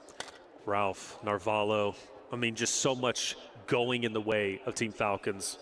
I think they're looking great, I really do. And honestly, this fight should stalemate, if I had to guess. I don't see the reason why either one would want to really go at it this early on, especially when they understand what's at stake, the final game of the day. But let's face it, Team Falcons losing this is going to hurt a lot more than Alpha 7 losing this, right? So Alpha 7 can go in this fight kind of free and clear. They know they're well within the top 8. For Team Falcons, they're not. They need a solid ending to day one. They definitely do. It is, as you say, something they can't afford to let slip from them. Just like Falcons are going to continue. I mean, a fight for El Pozo between these two teams seems like they're fairly committed. But Narvalo grabbing a little bit more. It's burning time for this looting phase as well, which is what we ought to always talk about when it comes to these hot drops, especially on Miramar. Rotations take a little bit longer. You do need to get on the road as fast as possible. Mafioso thinks he's got enough to be getting on with, does have a med kit in tow, and will be able to get all the way up to the top, get that high ground unchallenged. First shot. I thought the first shots were about to ring out. Mafioso, good trigger discipline, because the question is, does Falcons know where Mafioso is currently at? So if they go to let's say Falcons get a knock on Alpha 7 and they go to transition right to capitalize on that down, Mafioso could be the thorn in the side of Falcons rotation. Certainly could. It's oh, hang on a minute. Influence Rage trying to rock up to Team Secret. They say no, thank you. We're keeping our teammates safe, thank you very much. And that's 2 knocks already sent back their way. There's 1 player knocked off in the distance, but we saw they had the guard on. And now it's Lorazin and Lil Boy both looking to try and get away from this. They're not going to re-engage. They're just giving up the ghost. 2 of their players down, and they're even going to allow this Reds to come through. Yeah, I think Influence Rage for them backing away with the 2 players. Hey, that's probably the play. There's been a large conversation, at least in the Americas region, and I want your opinion on it. Is it worth it to just full sends with your remaining 2 players, your remaining solo, and try and go for the eliminations, or live to fight another day? Because there are some opinions that it's much better to just full send and fully commit. Even if you're the first team out, it's a better option than just surviving for another engagement. Well, take a quick look at that replay. That was a pretty sick mow down there with the M249. I think certainly you could argue either way. The question is, as it comes to with all decisions, I think, in PUBG Mobile, is what is the expected value of a play? Which means, on average, how many points you get for a play like that. Is it easier to make, say, 2 points and lose the fight? Sure. In that engagement when you go in 2v4, or is it easier to try and live until 6th, 7th place as a duo, right? I think that it's a lot more predictable to earn that sort of placement points in that strategy. So for my money, I do sort of favor. It depends. Well, obviously everything always it depends. That's right. Yeah. But for my money, I think that the disengage is the correct play there. I think so too, and I was trying to explain that because I'm like, disengaging, getting additional points when you know you're fighting for a championship here. You're fighting for hundreds of thousands of dollars, right? Literally life-changing money. Why not stay alive? Why fully commit when you know you're just going to be a martyr, right? I don't think there's any point in that. There are times, like you said, it's situational, and that's the beautiful thing about BRs. It's a beautiful thing about PUBG Mobile specifically. Yeah. Every fight is different. Every engagement is different. No map is the same.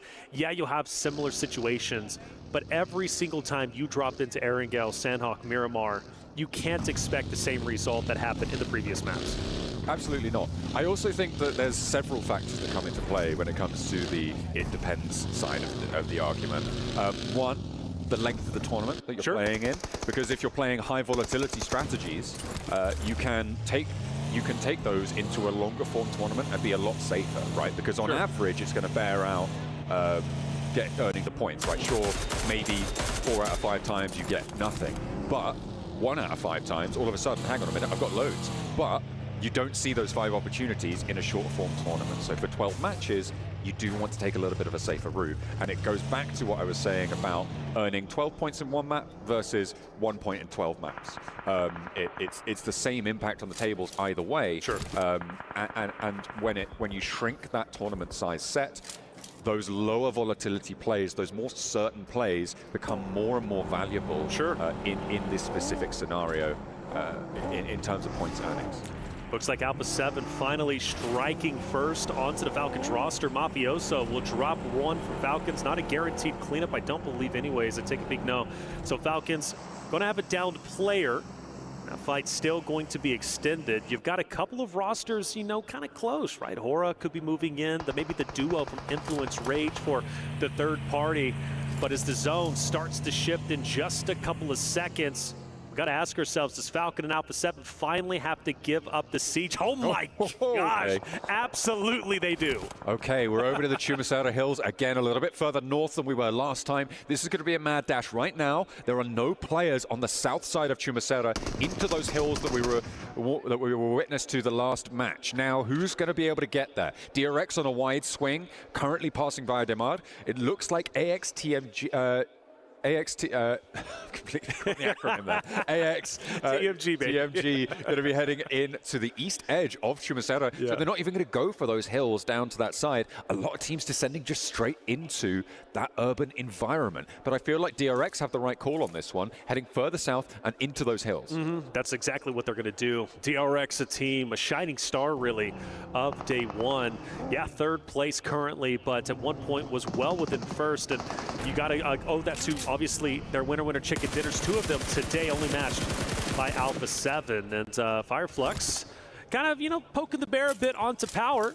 But Power says, go ahead and back away. I've been waiting for this roster to wake up. I will say, and again, I give them credit. I know they're in last place, but watching them get more active on Influence Rage in a map previously excited me and showed to me Power is willing to make moves. They just have to fully commit to it and make that play call. But when they do, they can show that they can win fights. So for Power, I'm not giving up on them yet. I still think they're a talented roster. Yeah, absolutely. It is just a question of delivering on that talent, right? And in a lobby like this, it doesn't mean you're not talented if you're not doing well. It just means that you're not up to that standard of the rest of this phenomenal lobby, which, you know, we have seen some pretty excellent players coming on through. Teams are looking to start to break past these boundaries. At the end of this match, it will be 6 matches played, and you're hoping that you're going to be somewhere in that 42 to 48 point boundary to stay up to scratch with that top 8 bubble. At the end of the day, overall, they should be looking in that sort of ballpark. Obviously, 80 points is where that bubble should be in towards that 8th place at the end of all 3 of our days of games. But getting half of that done in your first day, that's great news. The more you can do, the better. So for Alpha 7 for 4 thrives, they have already managed to pass that metric. You can bet that they'll want more, though. Alpha 7, Falcons, Influence Rage on rotate towards the south, getting to the next stage. Falcons had a down player earlier. Mafioso managed to get a drop, but you notice they are now officially 4 strong.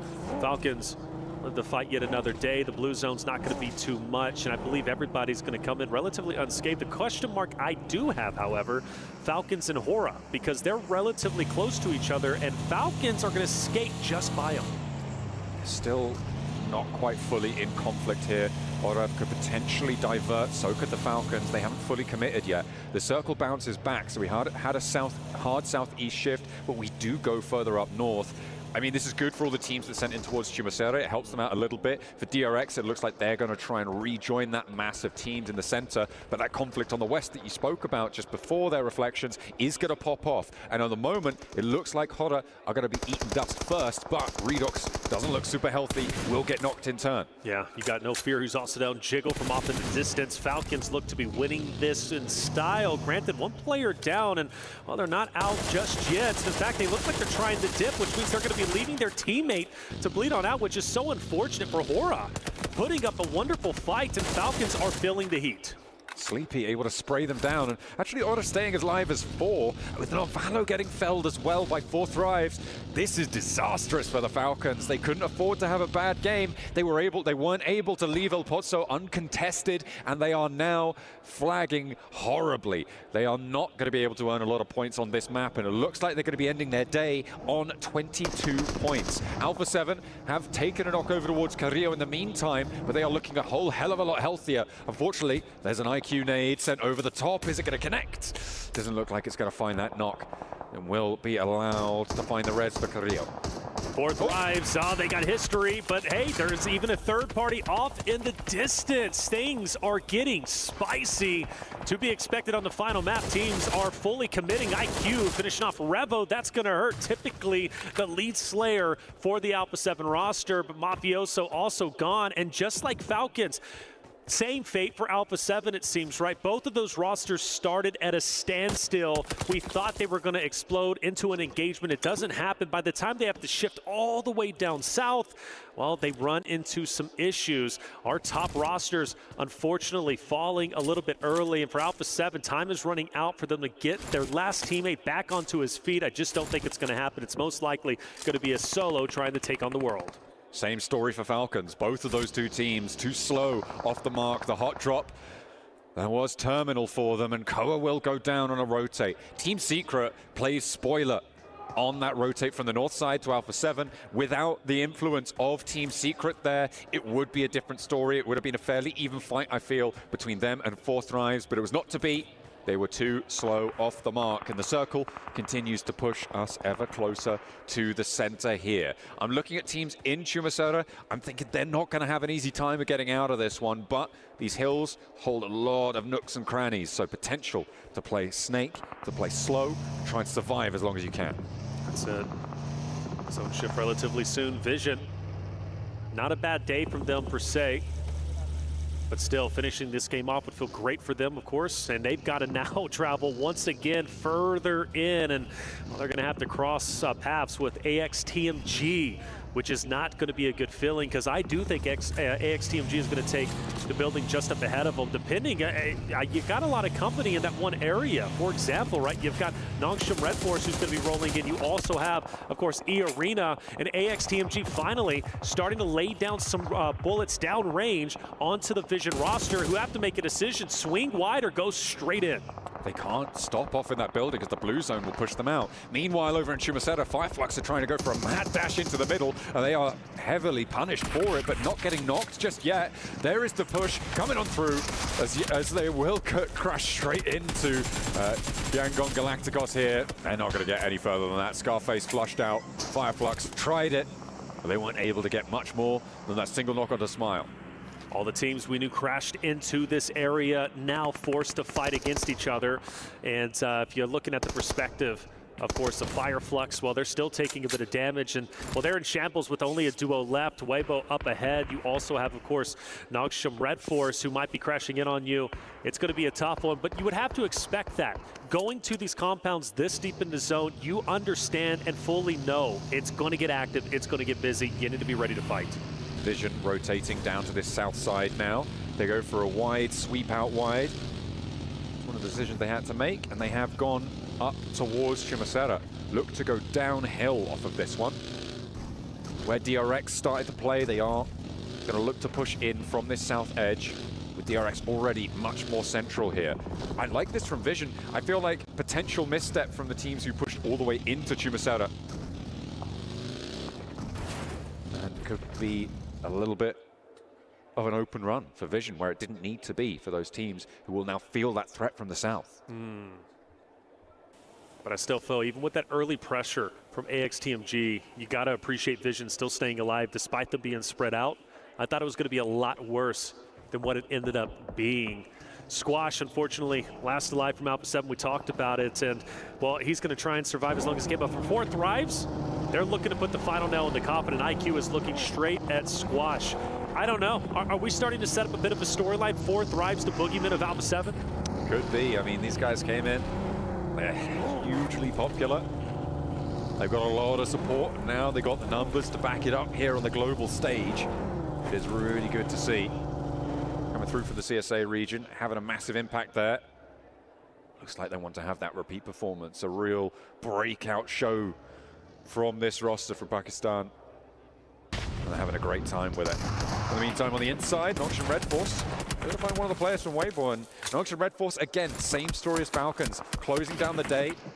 They want to do so strong, but they've only got 2 players remaining. Sure, they're on the inside glut of teams in Chumacera, but you've got to question their point scoring ceiling in this situation. Yeah, but the tough thing for them is you got E-Arena as well, who's off in the distance, and they're third partying. So there's no safety net. There's no way to feel comfortable, even if you're trying to peek out a window, because, well, E-Arena is looking to gun you down. For Team Vision, still scouting, still thinking, how can we get involved in this next stage? Well, there's your answer, and they got to go forward. Now, for DRX, once again, they have to relocate. When we started off the narrative, DRX was in a great spot, but every single stage shift, they've had to rotate up.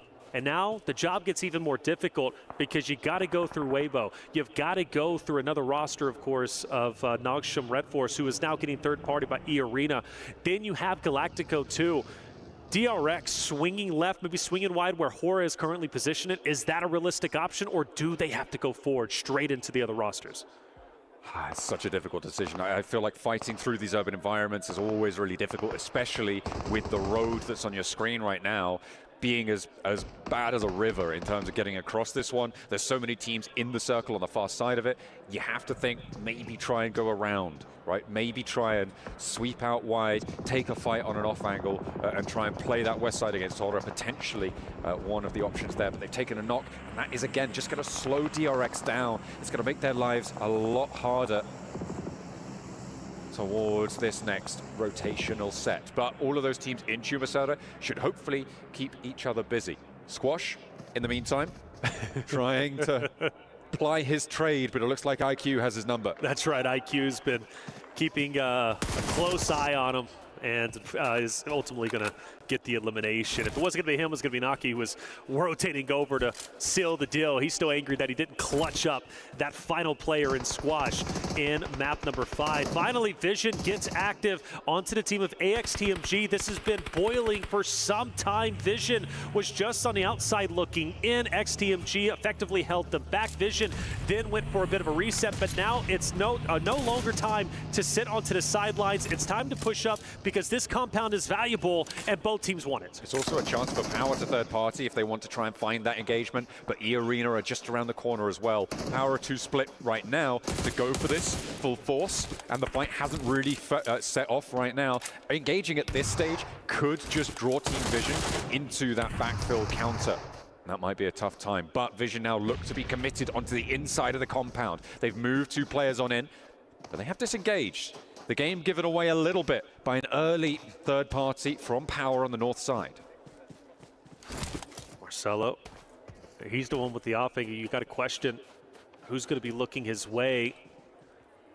And Henry actually looks the opposite, so I think he's going to be the, oh, you know what, he's even going to have a teammate. So this is a decent push as far as I'm concerned. Power, though, you mentioned that third party, they are hinting at it. They want to, but I believe it's going to be Nalif up top from Team Vision, who's keeping them back so they don't get too overzealous. But that means he's going to be out of play, and now you got the Vision members who have to try and finish off the remainder of this XTMG roster, who has 3 members. So it's going to be a good old-fashioned 3v3. The thing is, the longer this extends, the more opportunity for Power to move up, maybe even another roster to third party. And then at the end of the day, worst case scenario, you both end up cannibalizing each other. And then now you got to fight the rest of the roster with a solo or a duo. But either way, the fight must happen, and the fight continues. The next circle just about to pop, and it will move away from the compound, meaning that this fight doesn't necessarily need to happen now. It could be a disengage. I feel like that's exactly what Vision may have been looking for there. They might be able to find some exit frags, but they can disengage now. They just needed to keep AXTMG busy. They kept Power busy on the north side, but Marcelo charging in. They're changing their tune once more. Never Alone also breaking out with a bold push to an open wall. Was in a lot of danger there.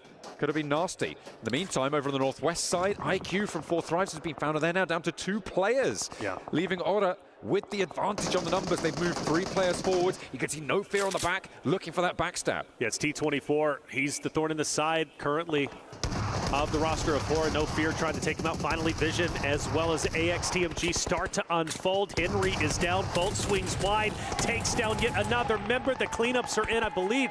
1 solo remains. I don't know where that XTMG roster, or excuse me, it's Aaron. He's going to be off in the distance to the south of Vision. The question is, why was he so far away and not helping his roster? Because based off of what I'm seeing, he had a beautiful off angle, but he had 0 effect. I think there just wasn't those sight lines available to him. It's really hard to have that impact against someone who's pushing so fast through those tight corridors. You don't know which window you're looking in towards.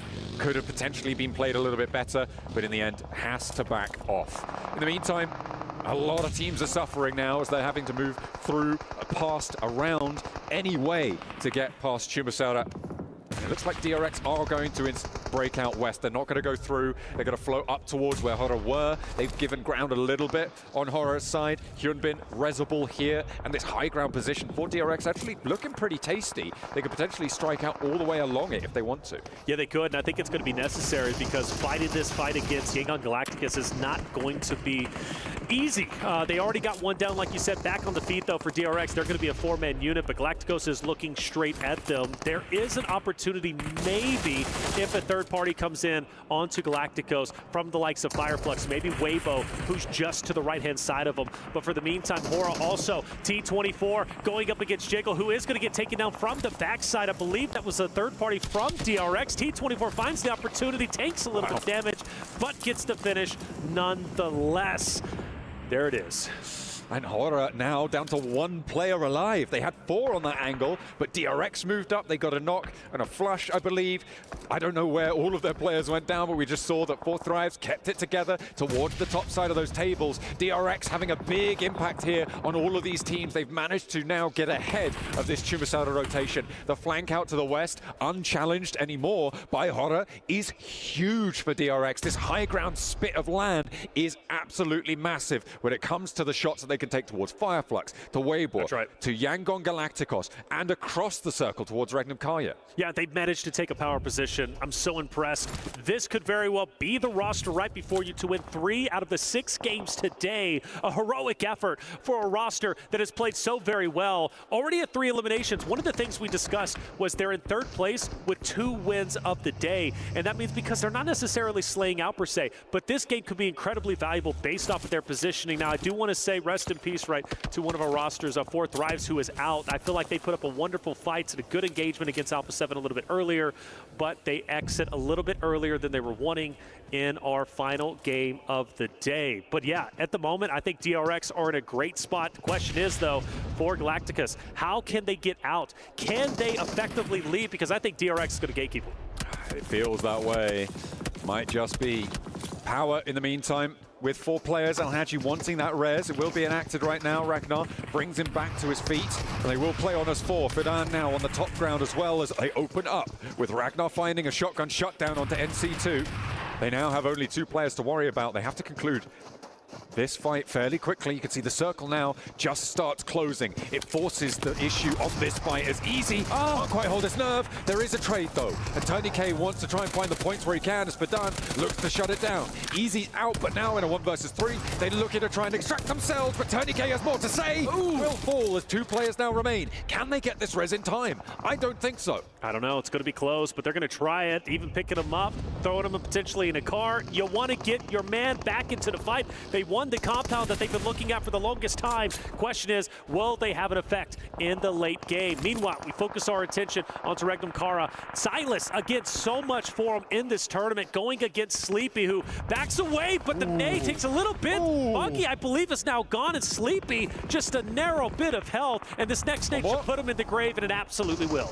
Beautiful overarm there from Regnum Kaya to keep that north side clear. DRX, though, still execution rolling downhill, as they haven't quite managed to find Yangon Galacticos, but nobody else is making their way out of this one either. Fireflux in the distance with just Matcap making his progress, but how long-lived will it be? Already taking damage. That could be from across the way. You've got Team Secret off in the distance, potentially third party, but Romeo is shut down. Hyunbin opens the cannon. DRX are down to 3 players, but they've got such an advantage on this high ground. They absolutely do. Say Cloud Smile. I think this is going to be the ending. You have really nowhere to go, and DRX are all focused on you down below. And this is such a power spot that's been set up a little bit earlier in a future stage. You know, you look at where DRX is currently at in the standings, what they could potentially do in this moment. Yes, they've lost a player, but they're taking down the big dogs. But do they get tunnel vision? Because my only concern is Silas is also in the distance, and there is a chance potentially he's able to third party from where he's currently at. But in the meantime, DRX can't really worry about that. They've got to focus down low. Taking down Yangon Galacticos could very well put DRX in a winning spot in game number 6. Definitely could. They have got that high ground advantage, but it's difficult to get them out of there at the moment. In the meantime, over on the northeast side, it's Regnum Kaya and Team Secret. He's going for it. These teams will be the teams to try and take that fight. Silas, with that big flex out, doesn't want to overcommit though, and I think that's wise. He did look for it, but won't get himself in too much trouble here. Still felt there was an opportunity for Silas maybe to get some pop shots, but honestly, not a bad play, like you said. Disengaging. Silas might be coming back and doing so in the vehicle, even if he...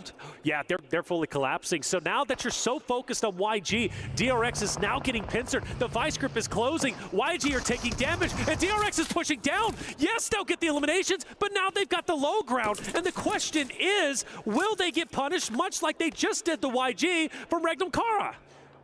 They've left Soaz up on the high ground. That will slow down Regnum Kaya because that high ground is not fully under control. They don't know that 2 players from DRX have dropped down. They know that a fight has concluded there, sure. Matcap is also a thorn in the side of this position, and DRX need to be careful here. A misstep, and they lose a player, and that could be devastating. A nade in hand for Matcap, and there's a lot of damage being poured on in. Team Secret are here to play as well, and they can't quite get back up towards the top here. Matcap spotted, and the nade no longer an issue. 3 teams remaining. It's Team Secret, it's DRX, and it's Regnum Kaya. That's it. You've got all 3 teams with 3 members alive. It's anybody's ball game without question. Team Secret, a win here would be tremendous. We haven't seen them in the winner's circle just yet. This will be their first opportunity for DRX, though. They won 3 out of the 6 today, and that's going to be a massive drop. Where's Regnum Kaya in all of this? The opener for DRX is good, but will Regnum Kaya roll over the top? So easy. I think he's dropped down now. Goes down to a nade, and there's more to come as the high ground suddenly becomes a factor. But there's suppression for the backline of Team Secret as well. A nade, a close range fight coming on through with the shotguns. 2 players for Regnum Kaya, 1 apiece for the 2 contenders here. Down beneath them, Hyunbin charges forwards and DRX are swept aside. Tosh Picker Wild now just have Frankie to deal with, and the backfill works wonders. Silas leads the charge, and the rest of the roster capitalize. And it's up to Frankie to try and keep the hopes and dreams alive for Team Secret. There maybe is an opportunity. There was almost a clutch in the last game that we ended up watching, but Frankie's got a tall task ahead of him. He's got a player on the off angle, and it won't even happen. And that's going to be a tremendous win for Regnum Kara, taking their first victory of the day and a much-needed win to break into top 8. A beautiful result coming through from Regnum Kaya. As you say, much needed. This day caused a lot of worry for fans of Regnum Kaya. They have not been their usual selves, but they've always got a little bit of life in them. There is a reason they are the PMGO champions. There is a reason why they are here and why we talk about Silas with such reverence. They do manage to pull it out in the final match of the day, but their job is not done. They have not managed to put up enough points to feel safe moving into their next day of games, right? They have not been able to get enough done to feel fully secure in those top 8 spots. Of course, they could potentially go to those survival stages, work their way through that way, but getting directly into the finals in those top 8 would be so much cleaner, so much less of a worry. Without a doubt. Big plays coming out from DRX, though. In this meantime, you think they look great, you think they look strong, but I gotta say, man, a tremendous victory. Let's hear what the desk has to say. 7, what's going on in that last game?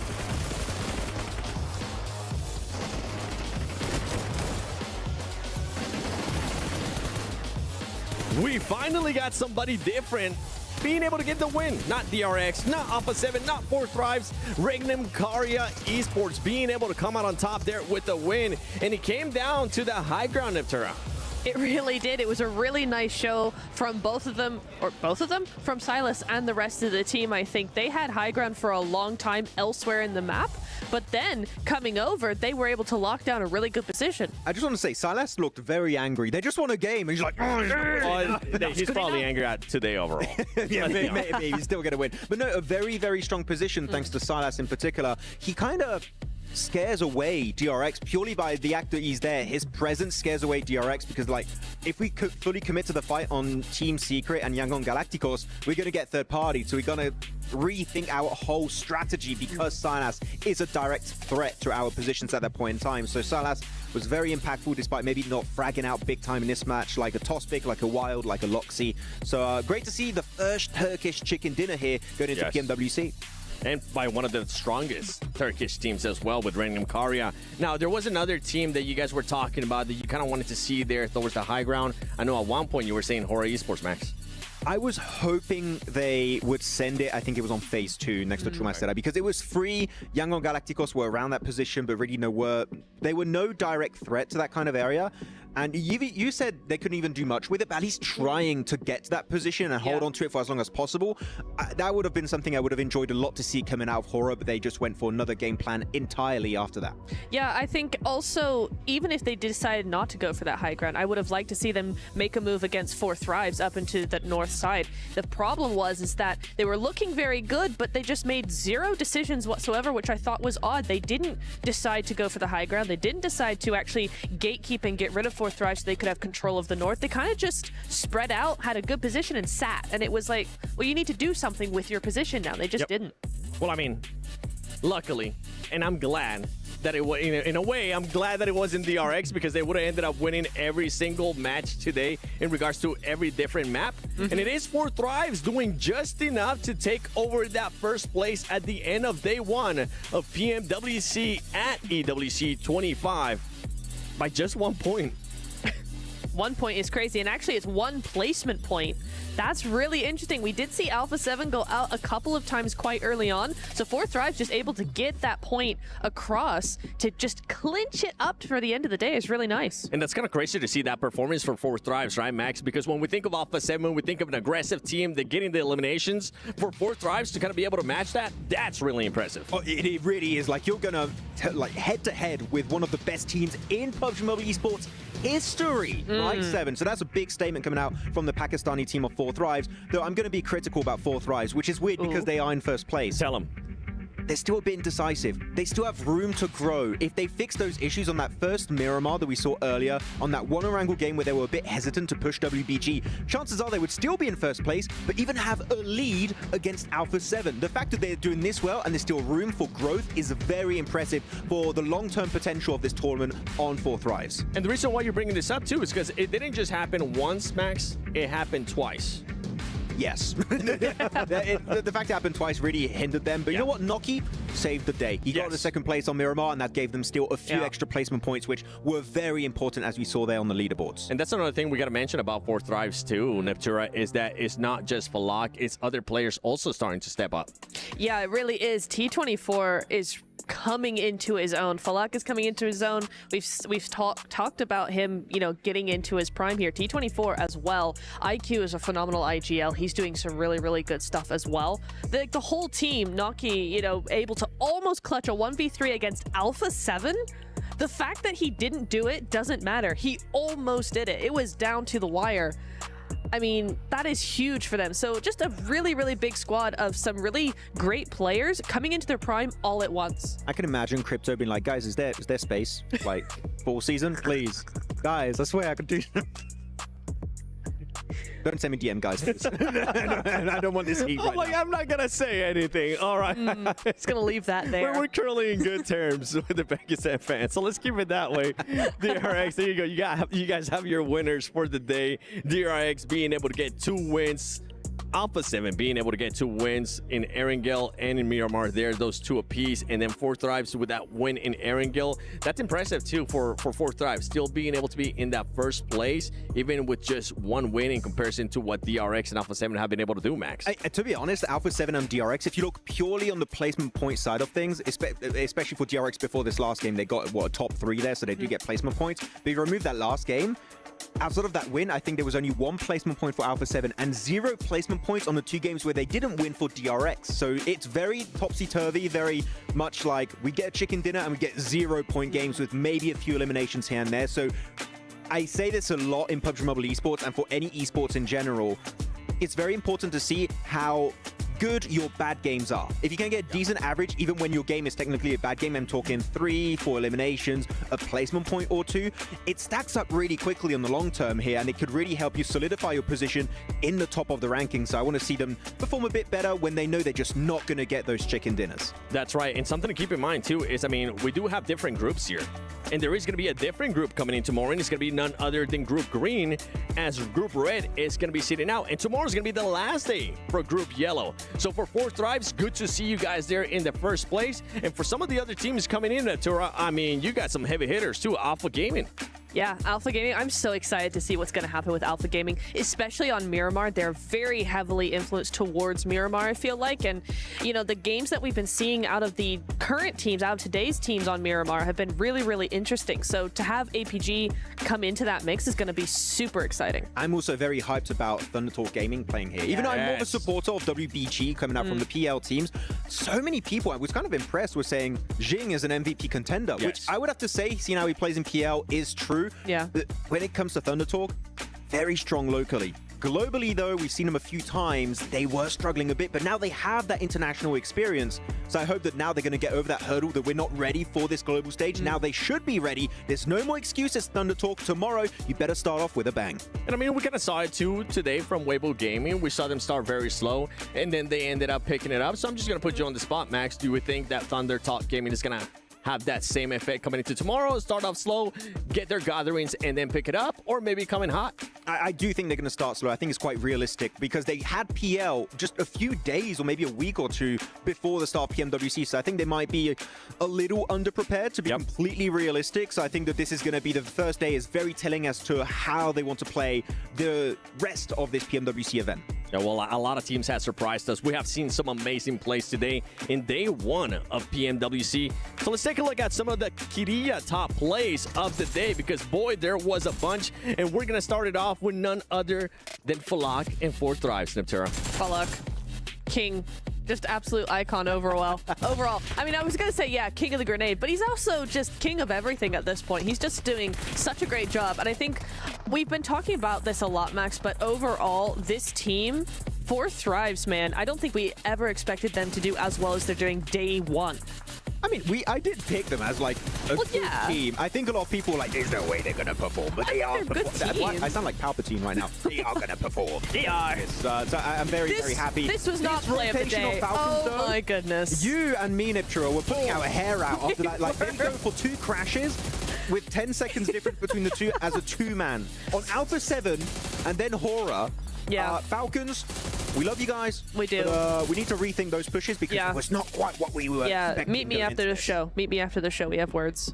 You're going to analyze for them? You're a coach now? No, that's Pico's job. Okay. I'm just going to say, hey, yo, we need to talk. Okay, network, yeah. All right. Well, one favorite. You know what? Let's take a guess here. We got the Sony Hero of the Day. Before we show it, wait a second. Not yet. Take your guesses in the comments below.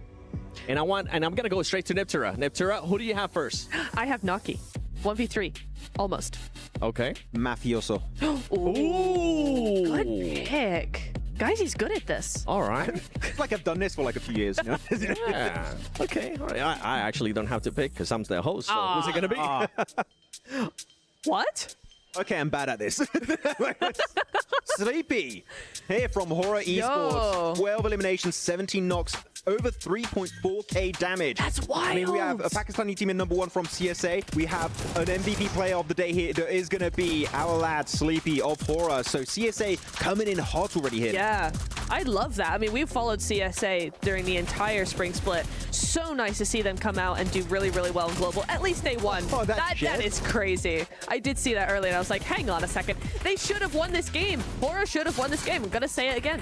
But they didn't. But it's okay. I feel like there's a lot of situations, especially for today, that we can say that Horror should have won that game, or Horror should have ended up being even higher in the overall. But if you're a team like Horror Esports, that's the position that you kind of want to be in, where we're talking good about you, where we're saying, hey, you're almost there. The execution just needs to be there, Max. One thing you can't knock Horror down for is that their early to mid-game stage is amazingly well executed. Yes. They always get into the late game stage. It's down to like slight adjustments that need to be made. I think it's more of a synergy thing because we saw, I think, No Fear get pushed by WBG, no backup whatsoever. If they start to play together a little bit more, have a little bit of a cleaner idea of how they want to execute the late game. I think on that one of Wrangle, the 4th Thrives on in particular, there were like slight fumbles in terms of exact position they want to play around. They fix that, we could start seeing wins from Horror. Like, they're getting very close. Slight adjustments will make them go that far. Okay, well, we've been going through every single segment here. Let's take a look at the Honor Dominator here. Domination. Players with 3 eliminations or more. You got DRX, Alpha 7, Yangon Galacticos, Team Secret, and Team Secret backing it up as well. So you love to see it. Players with 3 or more eliminations. Not surprised there, honestly, to see DRX or Alpha 7 up there, considering that they both ended up with 2 chicken dinners for the day. I'm surprised that Team Secret's there, actually, because the amount of time that we've spent looking at them, I was like, yeah, the rotations are interesting, the 1-3 split is interesting, but where do you go from there? They always seem to play for those low placement points, and that's kind of it. So it's interesting to see them actually up on that leaderboard. Is there anything you want to add to that, Max? I'm just happy to see Yangon Galacticos be up there because we said it that they're not scared to go for fights. I want to see that continue for the rest of this tournament. If they do so, then I would be very happy to see how they can perform if they do head into a finals. Well, something that I want to kind of refresh everybody's memory that we did at the beginning of the day was the Aramco Power Rankings, because we had some teams pick here and there. So let's see how everybody ended up doing. Maxman, you had 4 Thrives. I have 4 Thrives as well. I have Regnum. They got to win. Hey. You're the worst out of us right now, man. Okay, I know. God, Is she? man. I mean, yeah. Falcon started off so well. What happened, guys? You let me down real bad. We got to have something at stake here, okay? Especially for the group stage and the group stage only. Whoever ends up getting the worst power ranking picks. Don't say it. Don't. For the 3 days. No. No. No. The worst person. Stop it. Should shave an eyebrow. No. Just one? Yeah, just one. Yeah, oh, well, wait, both? I mean, if you got to make it even. We're going to look weird otherwise. Okay, both eyebrows. Neptura, you better step it up. For you made it worse. I can't believe he just did that. Sorry. Sorry, Okay. Neptura. I didn't agree. Do you have a choice? Yeah. Yeah, probably not, actually. I'm like, It's probably in the... I choose yes. Let's do it. Dang it, no!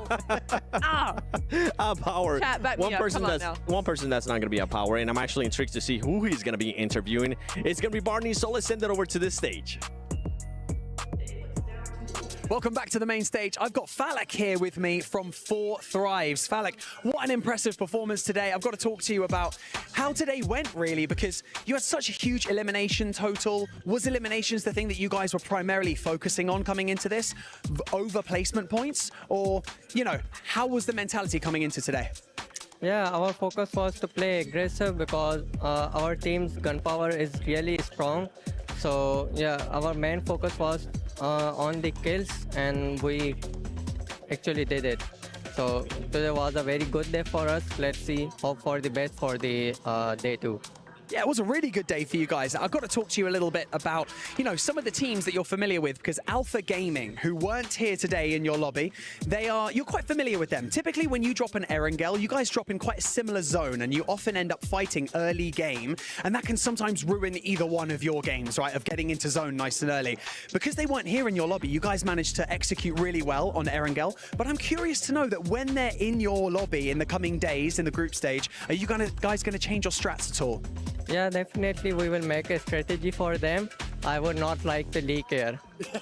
That makes sense. Yeah, don't tell. But maybe some adjustments will be made. I like to know that. Now, lastly, we've got to talk about your team individually because, you and T24, really strong fraggers. You've got your IGL IQ, but Noki today, he popped off. What an incredible day for him. He managed to secure the chicken dinner on Erangel, and then on Miramar, he managed to secure second place for you when he was the only one alive. Give some props to your team. Like, how do you feel about their performances today? Noki is a really good player and people underestimate him, but he's proving himself right now at the biggest stage. So every player is doing his role. Hope for the best. Let's see what happens tomorrow. He's amazing. You guys played incredibly well. Congratulations on today and coming out on top. We can't wait to see you guys in the coming days at the group stage. So best of luck. Back to you guys.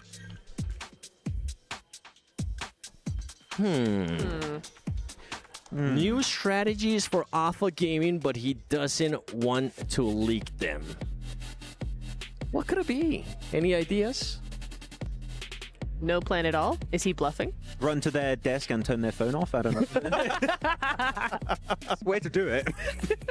It's a bit brutal. Sure. I mean, it is one thing that he has mentioned in the past, too, in regards to just him and the squad not really being kind of fighting too much with APG. So I am glad that they do have a plan for it, Max. And it's smart that they're not leaking it, especially like otherwise, because Alpha Gaming are watching like, oh yeah, tell it, we'll be ready to fight you if you go for it. No, it's really cool that they know that is their main competition after many games in PMSL CSA. I mean, we covered it right now. We know that these fights on Erangel were happening every single match. So it makes me confident now that they have a game plan for their main rivals here. So hopefully they can keep this victory streak going into tomorrow. Well, before we end this amazing day one of PMWC at EWC 25, I want something that surprised you and something that you maybe want to see a team change going into tomorrow. Neptura, you're going first.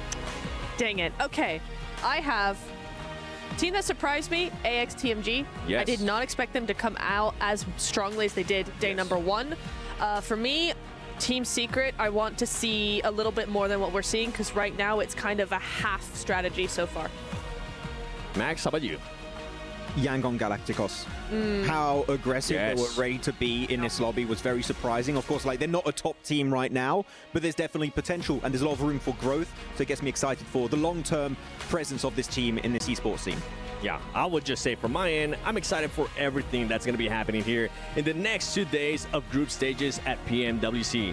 My name is the 7WG, joined by none other than Maxman and Neptura. It has been an amazing day. I hope you guys enjoyed it. Make sure you tune in tomorrow, though, because tomorrow there's going to be a different group coming in, and there's going to be a lot of changes. Maybe some new hot drops. Who knows? Tune in for day 2 of PMWC at EWC 25.